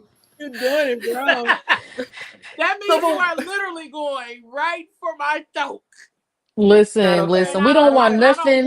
We don't want no right C shapes, nothing. We don't do no C's around here. So we need a big wide grab. You know? Guys ever use safe words? I can't think of a good safe word that doesn't sound stupid in the moment. Like stop. So I mean, stop is cool, but sometimes like that's playful. Yeah. Right. Yeah. But you know, like sometimes I say stop and I don't mean it. Like when why'd you get robbed. Why'd you stop? Right. Because you said stop. Oh, that's why we need safe words, because I don't always say what I mean. Okay, kill me. But not like this. So yeah, I can't think of a good safe word that doesn't sound real stupid when I'm in the middle of the moment. Like that Kevin Hart's pineapple. Like I don't want to say pineapple. It doesn't go with the moment or anything. So I don't know. What do you guys say? Banana. I'm like I said, not banana. Motherfucker. Get there we go. If my leg pulls back and I'm kicking you, I usually say some stuff like "cut that shit out." Like usually that's where I end up. No, look. I go cut that shit out.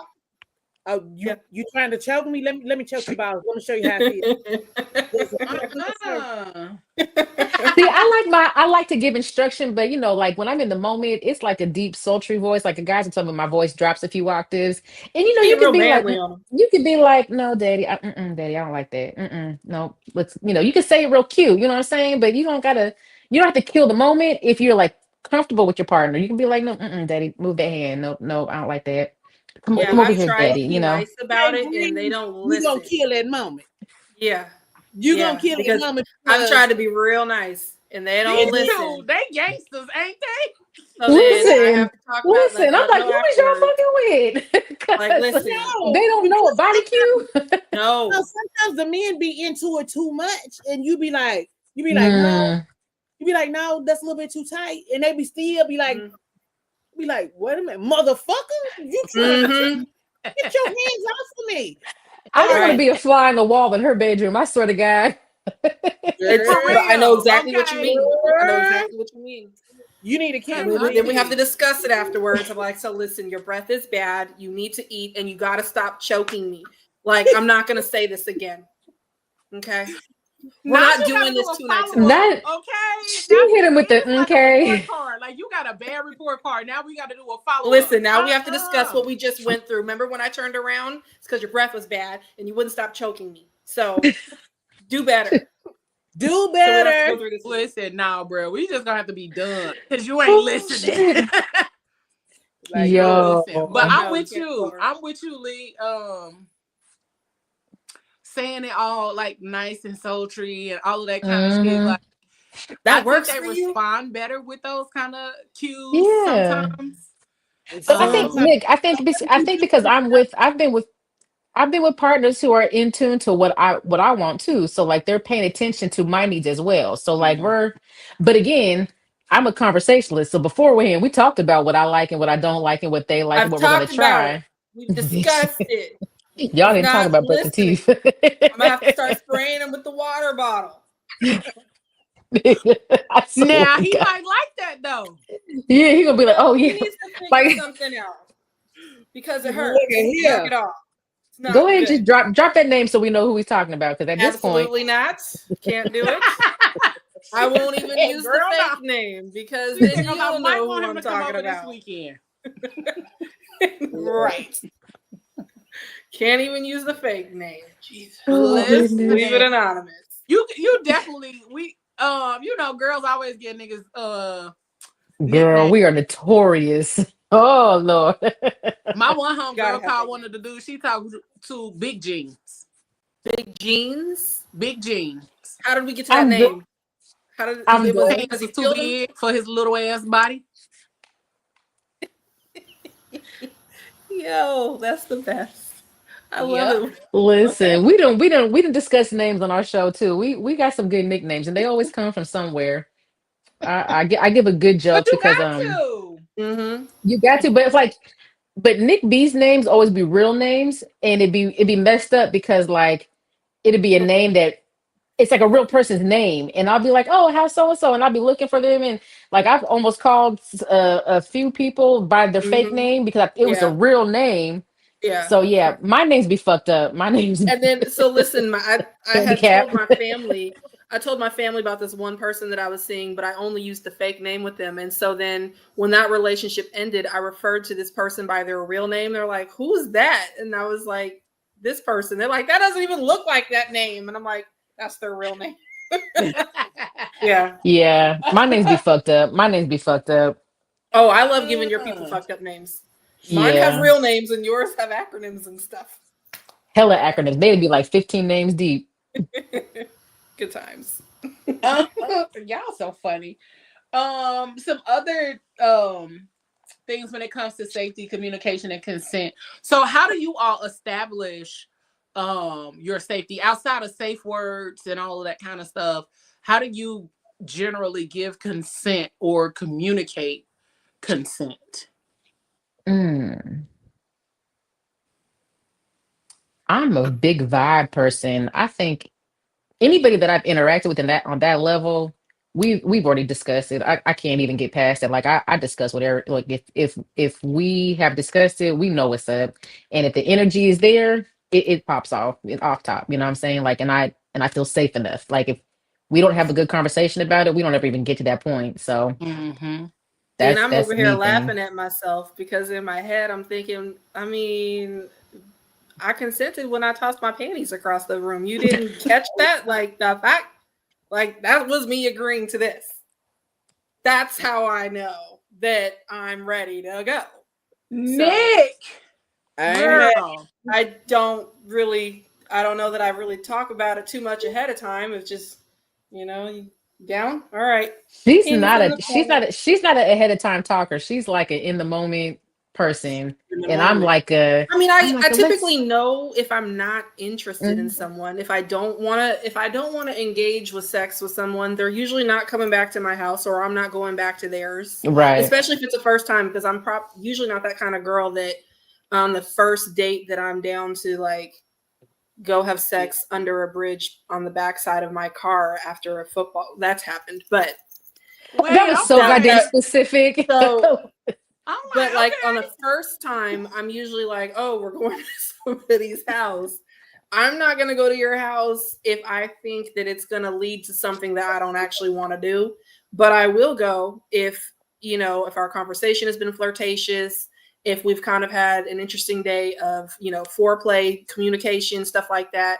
But but I've never really flat out said, hey, did you want to have sex tonight? Because I'm okay with it if you're okay with it. Like, I've never done that.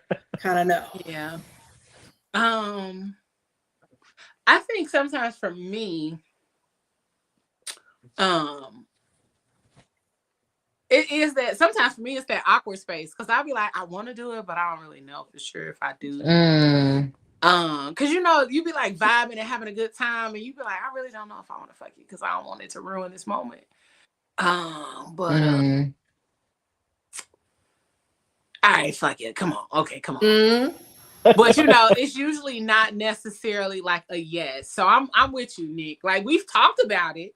Yeah, but it's not a direct. So this is what we're gonna do next. Like, we've talked about it and we've had all of this conversation or whatever. But when we actually hang out or we are around each other and all of that kind of stuff, there is never really a kind of feels awkward. Like, for me, if I were to talk about it ahead of time and say, okay, so tonight, like, you're coming over, we're watching movies, and then I was thinking, we can do what we want to do, right? So then in the moment, I'm just sort of sitting there like, so do you wanna, like, hell yeah, like, it feels now it feels corny because we've taken this continuity out. Yeah.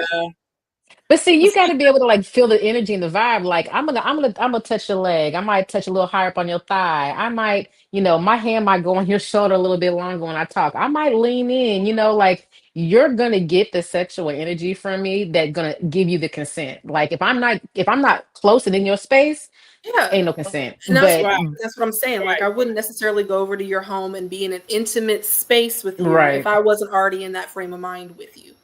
That's where I say, like, I don't know that I can just sit here and be like, okay, this is what we're doing tonight. Do you consent? I consent. And I know that's the mature thing to do, to, use your words.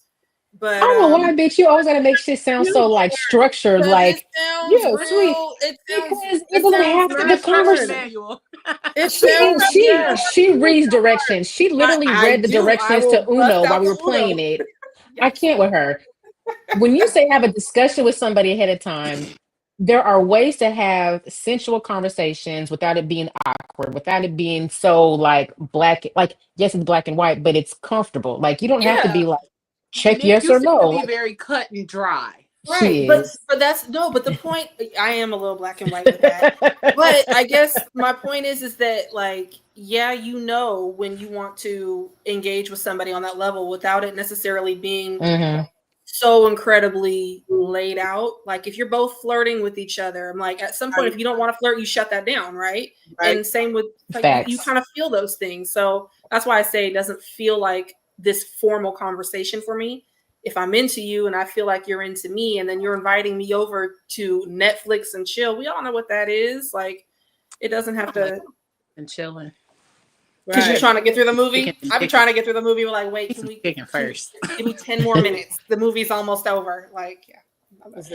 And see, for me, it's like sometimes I don't want to have a conversation. I mean, we can say if we're in a group setting, and because I'm a big ass flirt. I flirt. I flirt. I'm a flirt.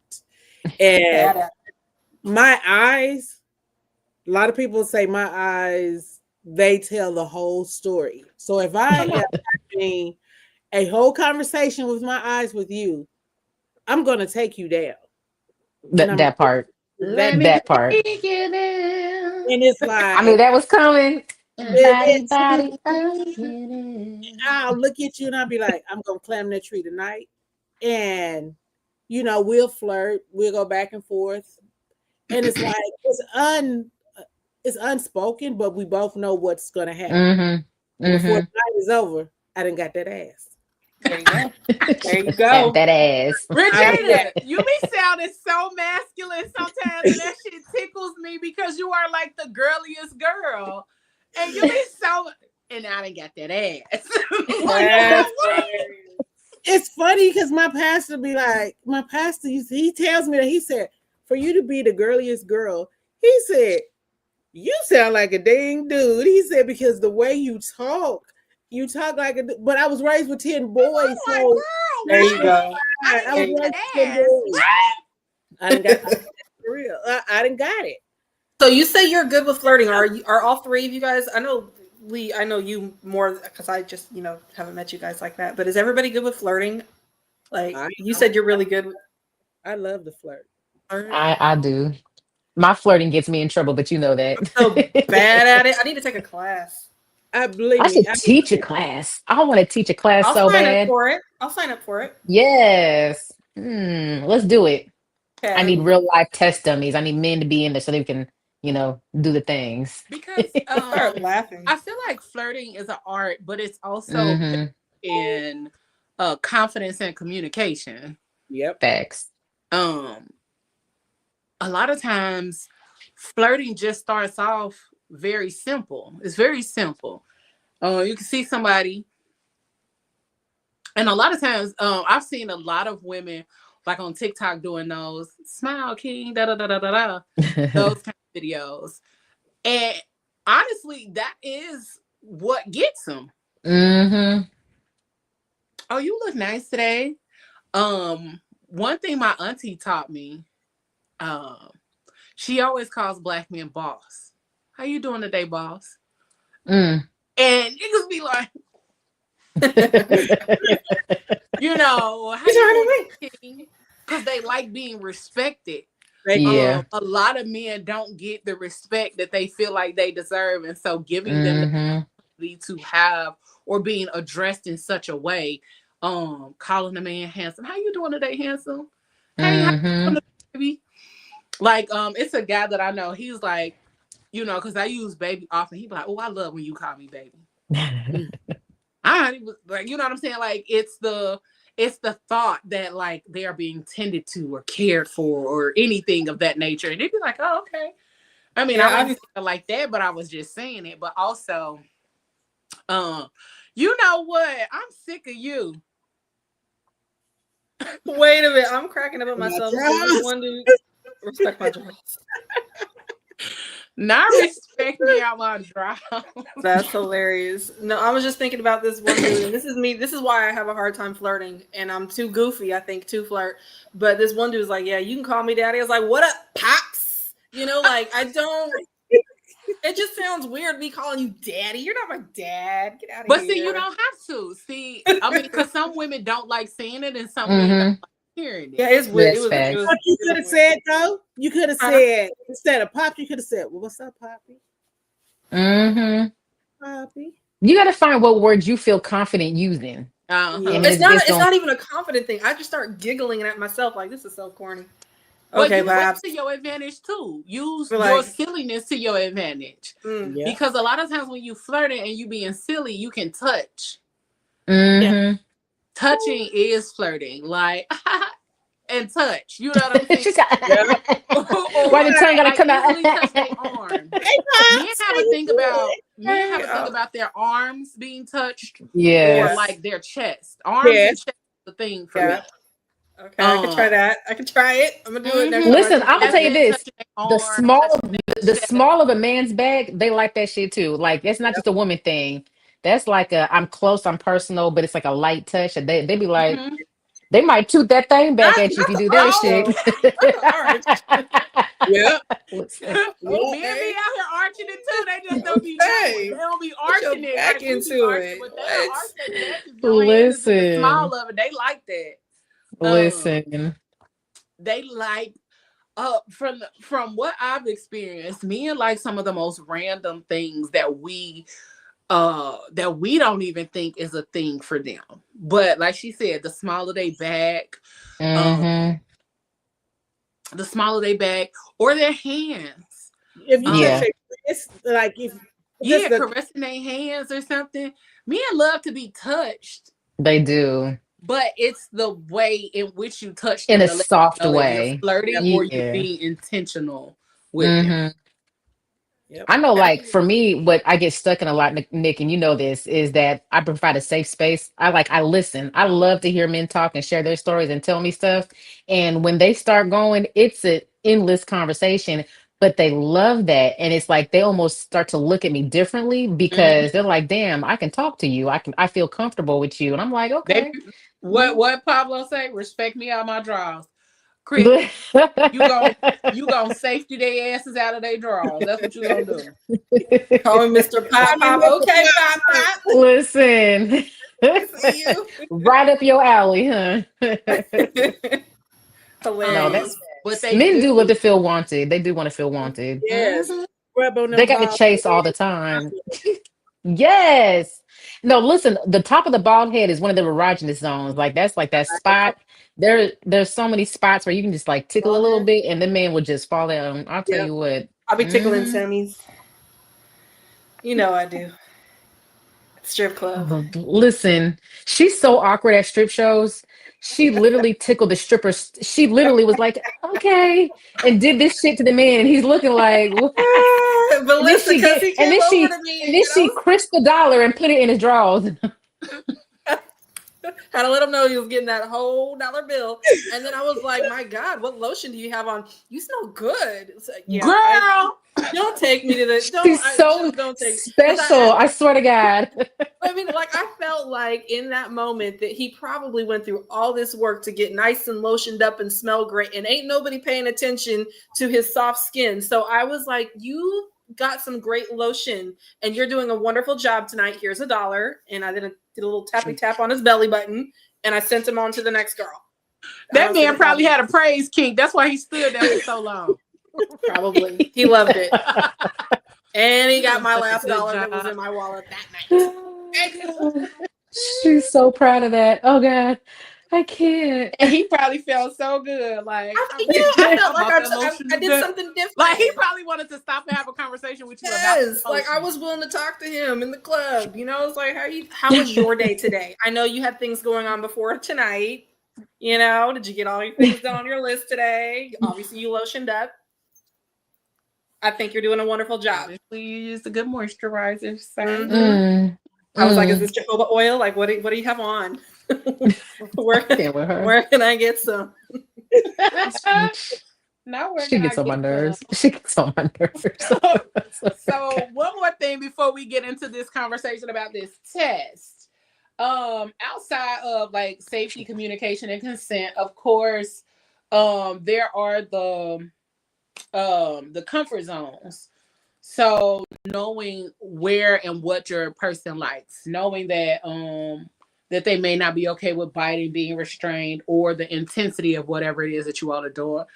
So communicating those things. If you like to be bitten hard, say you like it hard, but also you don't have to always say that. You don't have to say, I like being bitten hard. If they bite you, or you could just say, I like being bitten. They bite you and you want it harder, you can always consent. Oh, you can bite me harder. You know, you can always add on to give more consent and things like that. There are different power dynamics in primal play. So when it comes to if one partner tends to take charge and then the other one is like, you know, you got to make sure that the consent is there. Even though we've all literally said we really don't be having conversations about it. Oh, I'm gonna work on it. I'm gonna work on that. My cue is and then emotional readiness, making sure that your person is ready for primal play. Because sometimes primal play can stir up old emotions or traumas and things like that. So you have to make sure your person is ready for those kind of activities and ready to participate. But you also have to be emotionally in tune or an emotionally intelligent person to know that if it gets to that space, then you know when to back up or stop. Yep. And then lastly, aftercare. You gotta have because niggas, aftercare is important. Okay. All right. So, aftercare includes grounding and reassuring. Okay. Grounding means bringing your person back down, getting them calm, getting them relaxed, getting them back to themselves. Yes. Reassuring them. You did a great job. This was a good thing. Blah, blah, blah, da, da, da. Getting them all of that good stuff. Yep. Hydration. Making sure your motherfuckers got something to drink. Yes, because I will lose all of my fluids and be dehydrated afterwards. Listen, that baby wet. And then outside of hydration, doing an emotional check-in, and then affection, cuddling, all of those kind of things. Those are part of aftercare. Mm-hmm. All right. Very important. I don't do a good job of none of this. Is that why you over there chuckling so? Because I'm thinking aftercare is me getting him that breath mint and something to eat for one. Then I'm also like, you were sweating on me, so obviously we need to get some Powerade. You lost all your electrolytes on my face. Like, I'm sorry, and this is why I can't take myself serious, because I am absolutely listening to everything you're saying, and I'm giggling at myself like I ain't got no god dang sense over here. But I'll tell them they did a good job if that's what I need to do. If that's what I need to do, I'll tell them he did a good job. Good, congratulations, you got it. Not congratulations. You said you did a fantastic job. Bang up job. Pat him on the head and send him on his way with the breath what I'm thinking. And probably next time I engage in some adult activity, I probably will pat him on the head and think about this conversation. Like, I was told to reassure you that you did a good job. So congratulations, you got it. Did not. I was told this is how it goes. I'm gonna make you a poster for your room. You got it. I'm gonna make you a poster for your room with the checklist, so you can look up and be like, "Okay, I did that. I did that. I did that." I did this. Oh, wait, we got one more thing to do on the list, so she won't forget. Now that'll be some funny shit, because she'll be like, and she would too. I said that. Okay, I'll just put some stickies on my noteboard or on my headboard. So every time I do one thing, I'll pull a sticky down. Like, okay, we did this. We did this. Did you get water? You're good? Okay, got that. Oh, you did a great job tonight.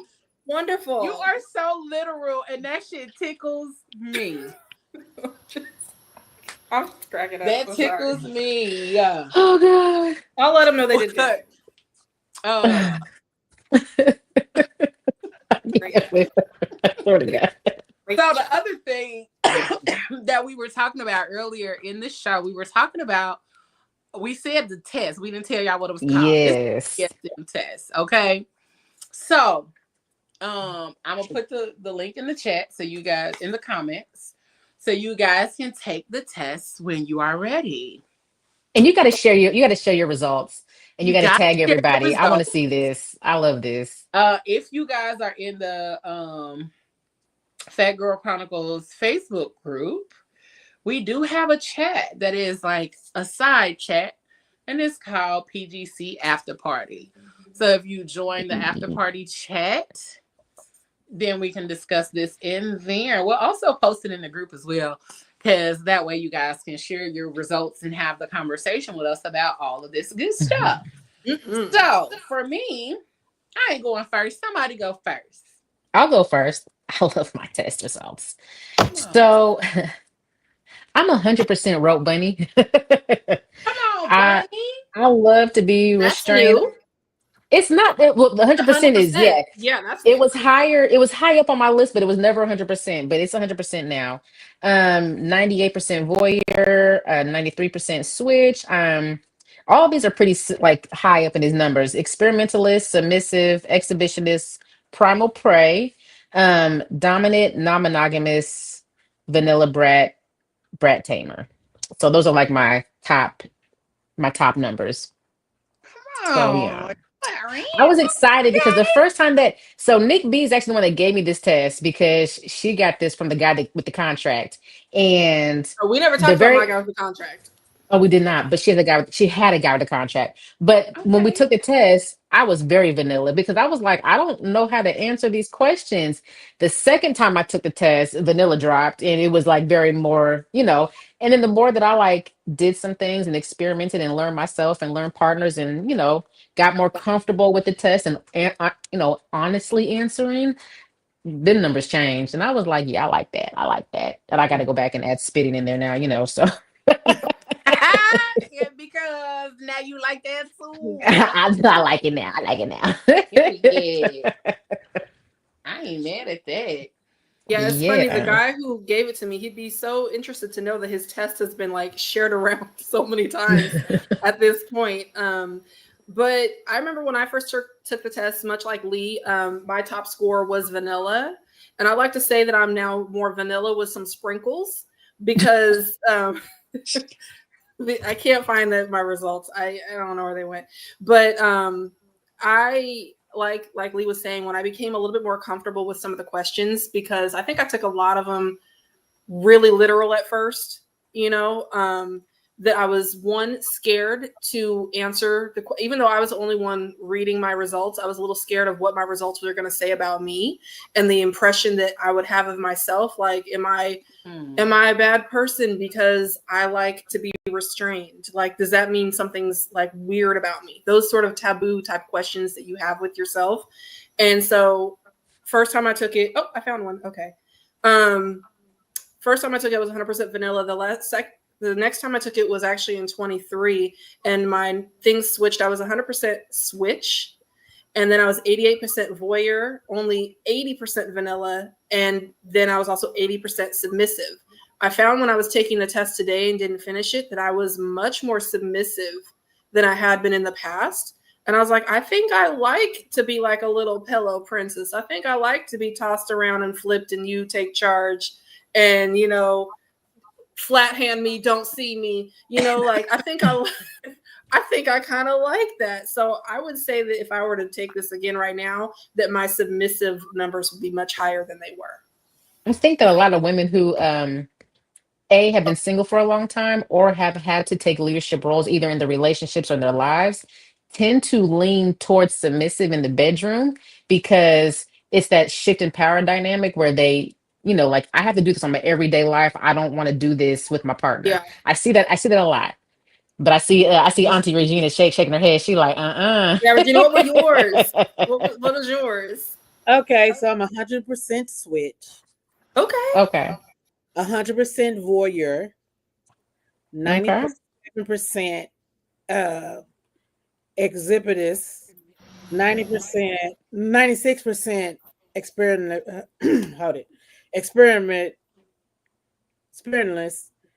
93% rope bunny. 87 rigor. I don't even know what that is. 84 dominant. 60 primal prey. 59 non-monogamous, and 56 brat tamer. Did you agree with your results? Like, once you saw them, were you like, this is pretty accurate, or were you surprised at any of your results? No, that's me. And rigor is tying people up. So rigor is doing the tying. Yeah, that's me. Yep. And I was also going to point out that when anybody else takes this test, there is an explanation below of what each title is. So in case you do get something that you're like, well, what does it mean to be a voyeur? Or what does it mean to be an exhibitionist? That it will break down a little bit more clearly what that means. I never knew about rigor, but everything.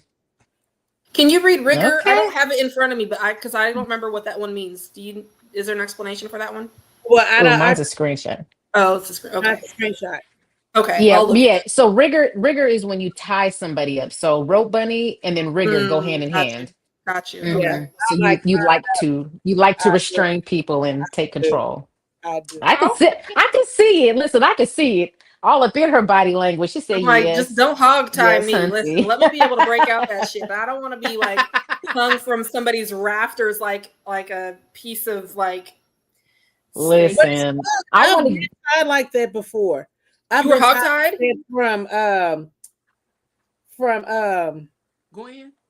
No, the porn star. He had me hanging from the rafters. Okay. Yes. Hey, that's complete. Like, you have no control at that point. You can't even squirm out of that. You don't want to squirm out of it. Put me down. I'm heavy. You're not gonna have me in here looking extra plump with the rope going through my fat rolls like a Sunday ham. Now, believe me, girl, you is insane. You overthinking it. You don't believe me. You overthinking it. You don't want. But I understand because the fluffier you are, I don't want it. know what it. The fluffier you are when certain things take place, you start wondering how you in your look. head. Yes. You start wondering how you look to somebody who's doing that to you. Like, do I look like over here looking like? But if they get the pressure, apparently it's looking good to them. So they like it. But mentally, I'm in my head. I'm like, bro, I swear I look like a baked ham. Exactly. You know. Go ahead. Get out of your head. I look like and then you just swing in there. Get out your head. I feel you though. I feel you though, because your self-image of yourself is blocked for stuff. I feel you. I'm gonna break this damn hammock. Okay. And baby, floor. Ham for everybody. So my not ham for everybody.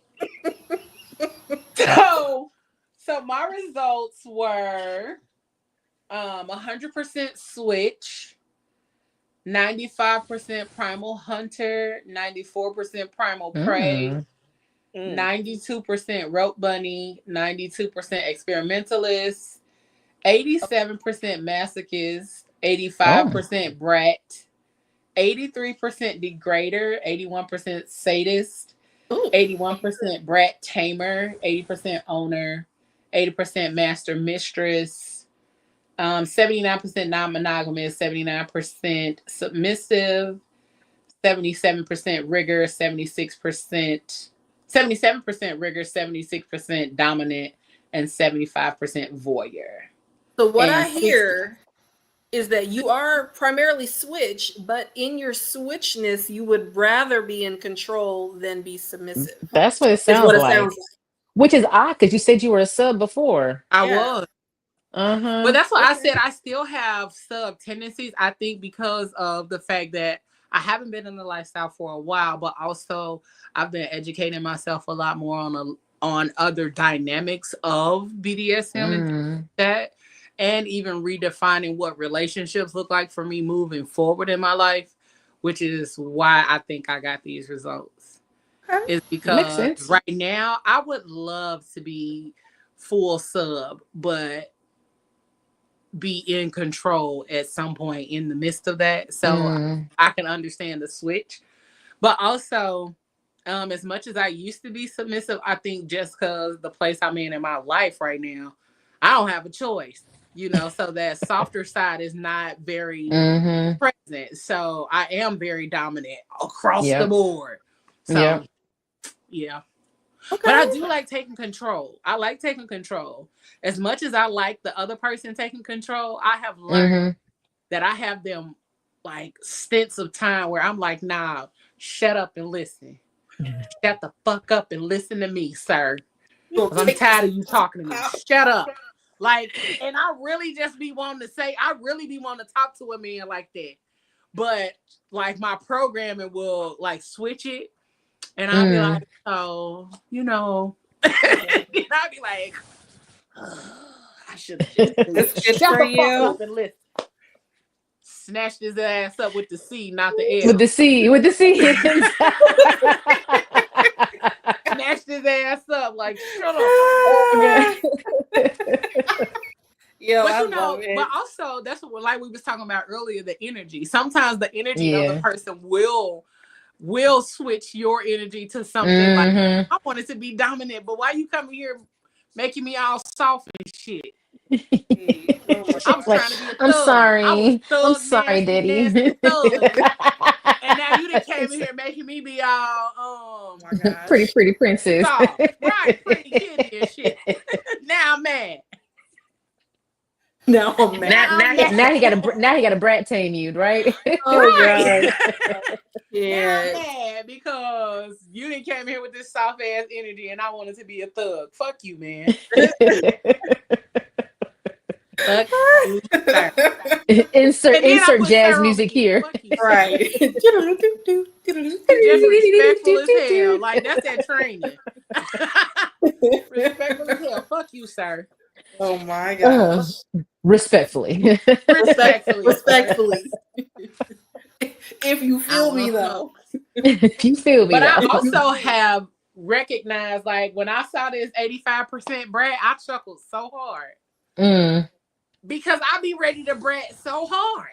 Yo, I brat big time. I'm I be ready horrible. to brat so hard.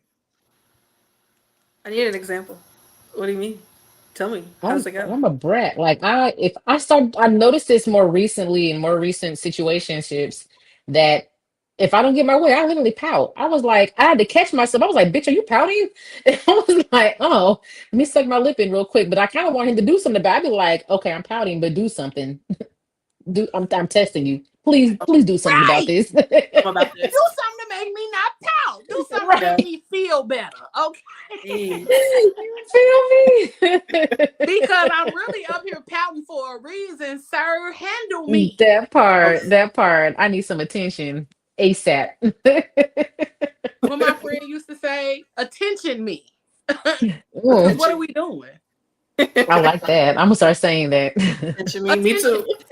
Just gonna get a random text message. Attention me right now. For real. Because what are we doing? Why am I not getting attention? Why are you not? Mm, What is it? I don't like this space. Do that. mm. But I laugh because vanilla was like 25% on here. Your vanilla was only 25%? My vanilla was 25%. Dang. Man, I'm super vanilla, but with sprinkles. Little caramel sauce. And then 40%, like on the lower scale, like 40% degrady. And I was tripping because degrader was high on my thing, like 83%. I was gonna say because you had the degrader, you had the sadist, and then you had the what's it called? I can't even say the word ever. I was all Yes. there. I said, goddamn. Interesting. I said, who am I underneath all of this? Man, we're gonna get you a screen mask and some thigh-high leather boots, and we're gonna let you roam the streets. For me, that I've recognized recently is that a lot of guys, they just like talking about sex. Like they don't like the active like energy that it takes to build up to get to that. And I don't think it's been stop talking to me, bro. Like stop talking to me. I sometimes wonder if guys are required to discuss sex the same way that women are. Like I feel we as women are much more open with communication, right? Mm-hmm. So we kind of have this platform where we can dive in, say what we like, what we do, and you know, all those things. But I think with guys, they're a little bit more guarded. I don't know that they would sit and have this same conversation with 3 of their guy friends, how we're sitting here having this conversation. So I think it's easy for them to lead up to it, but then fall flat when it comes time to engage or explore, because, you know, that's just kind of not really what guys do. I think it just goes back to their safe spaces. Like they don't feel safe. Like they don't have the safe spaces. Yeah. We talked about that Tuesday and talked about how they don't have a lot of safe spaces.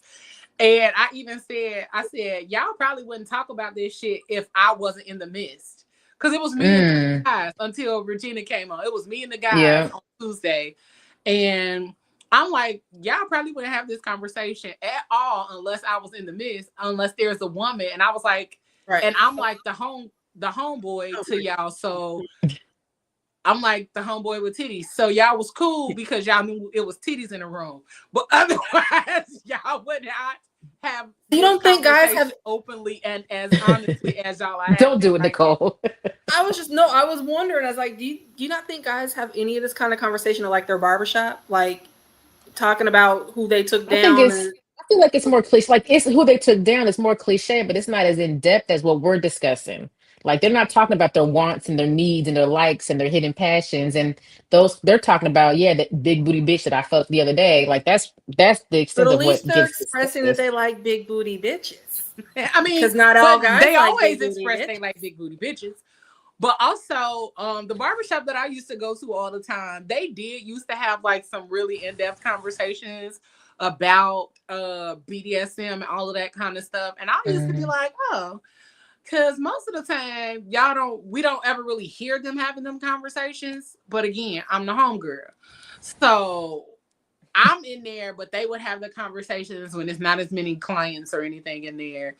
But they would just be talking amongst themselves. And I was like, oh, okay, so y'all really do talk about these things sometimes.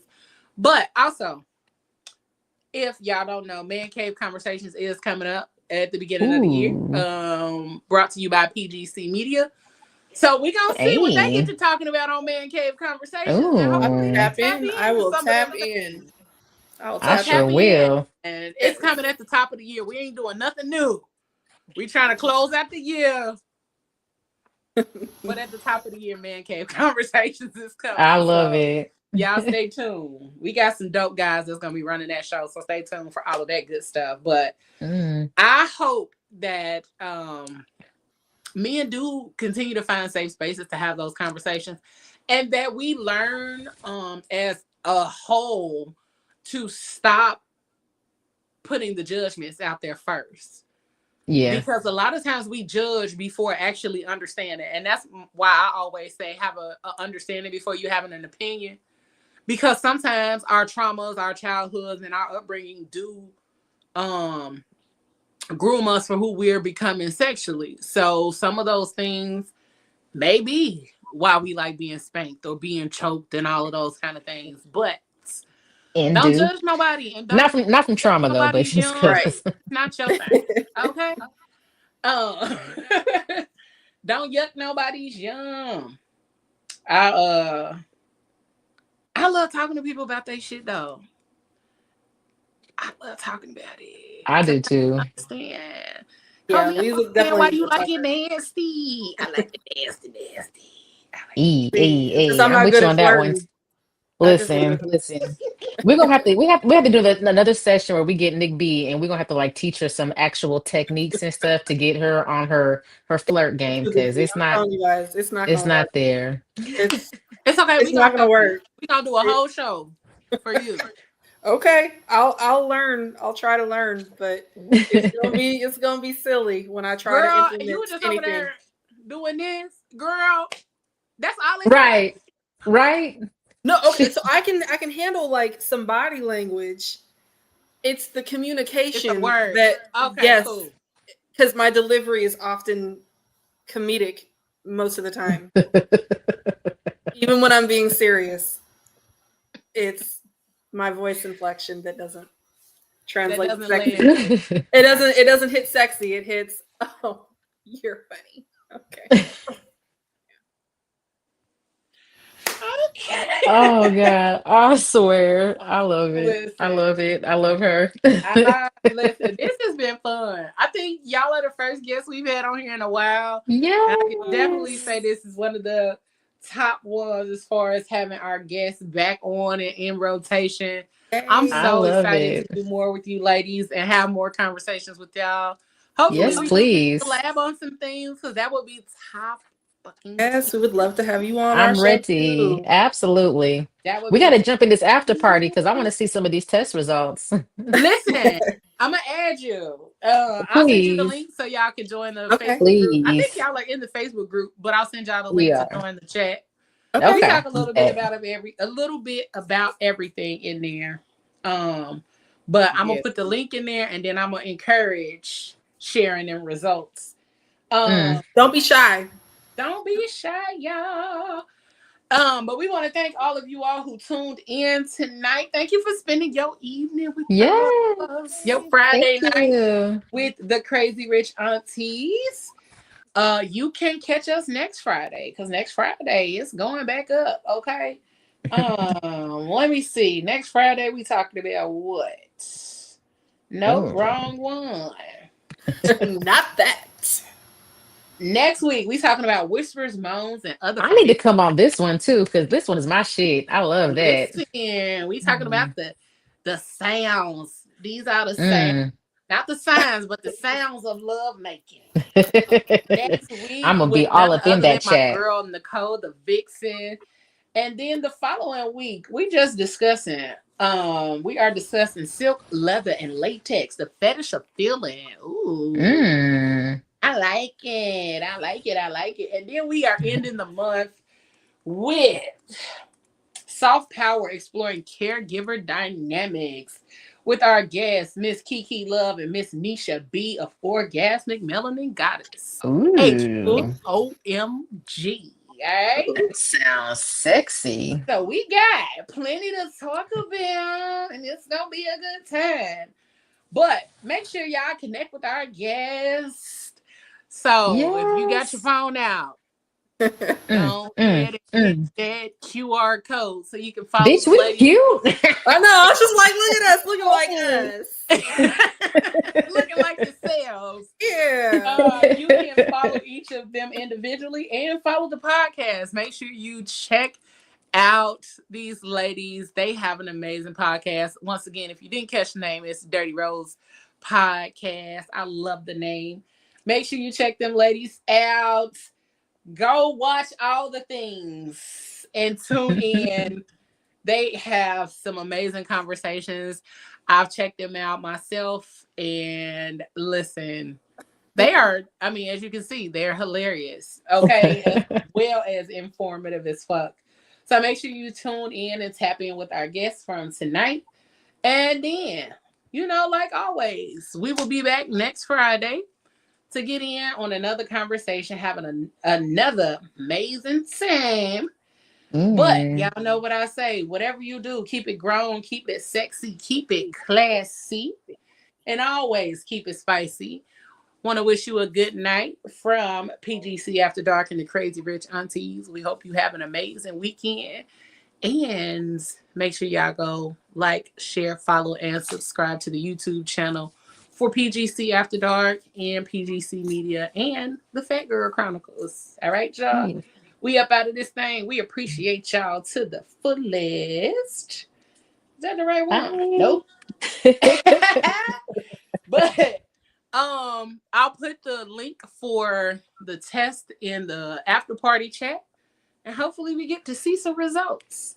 We love y'all. Thank y'all for tuning in, and we will see y'all later. Bye. Trust. Dependency. Love. Respect.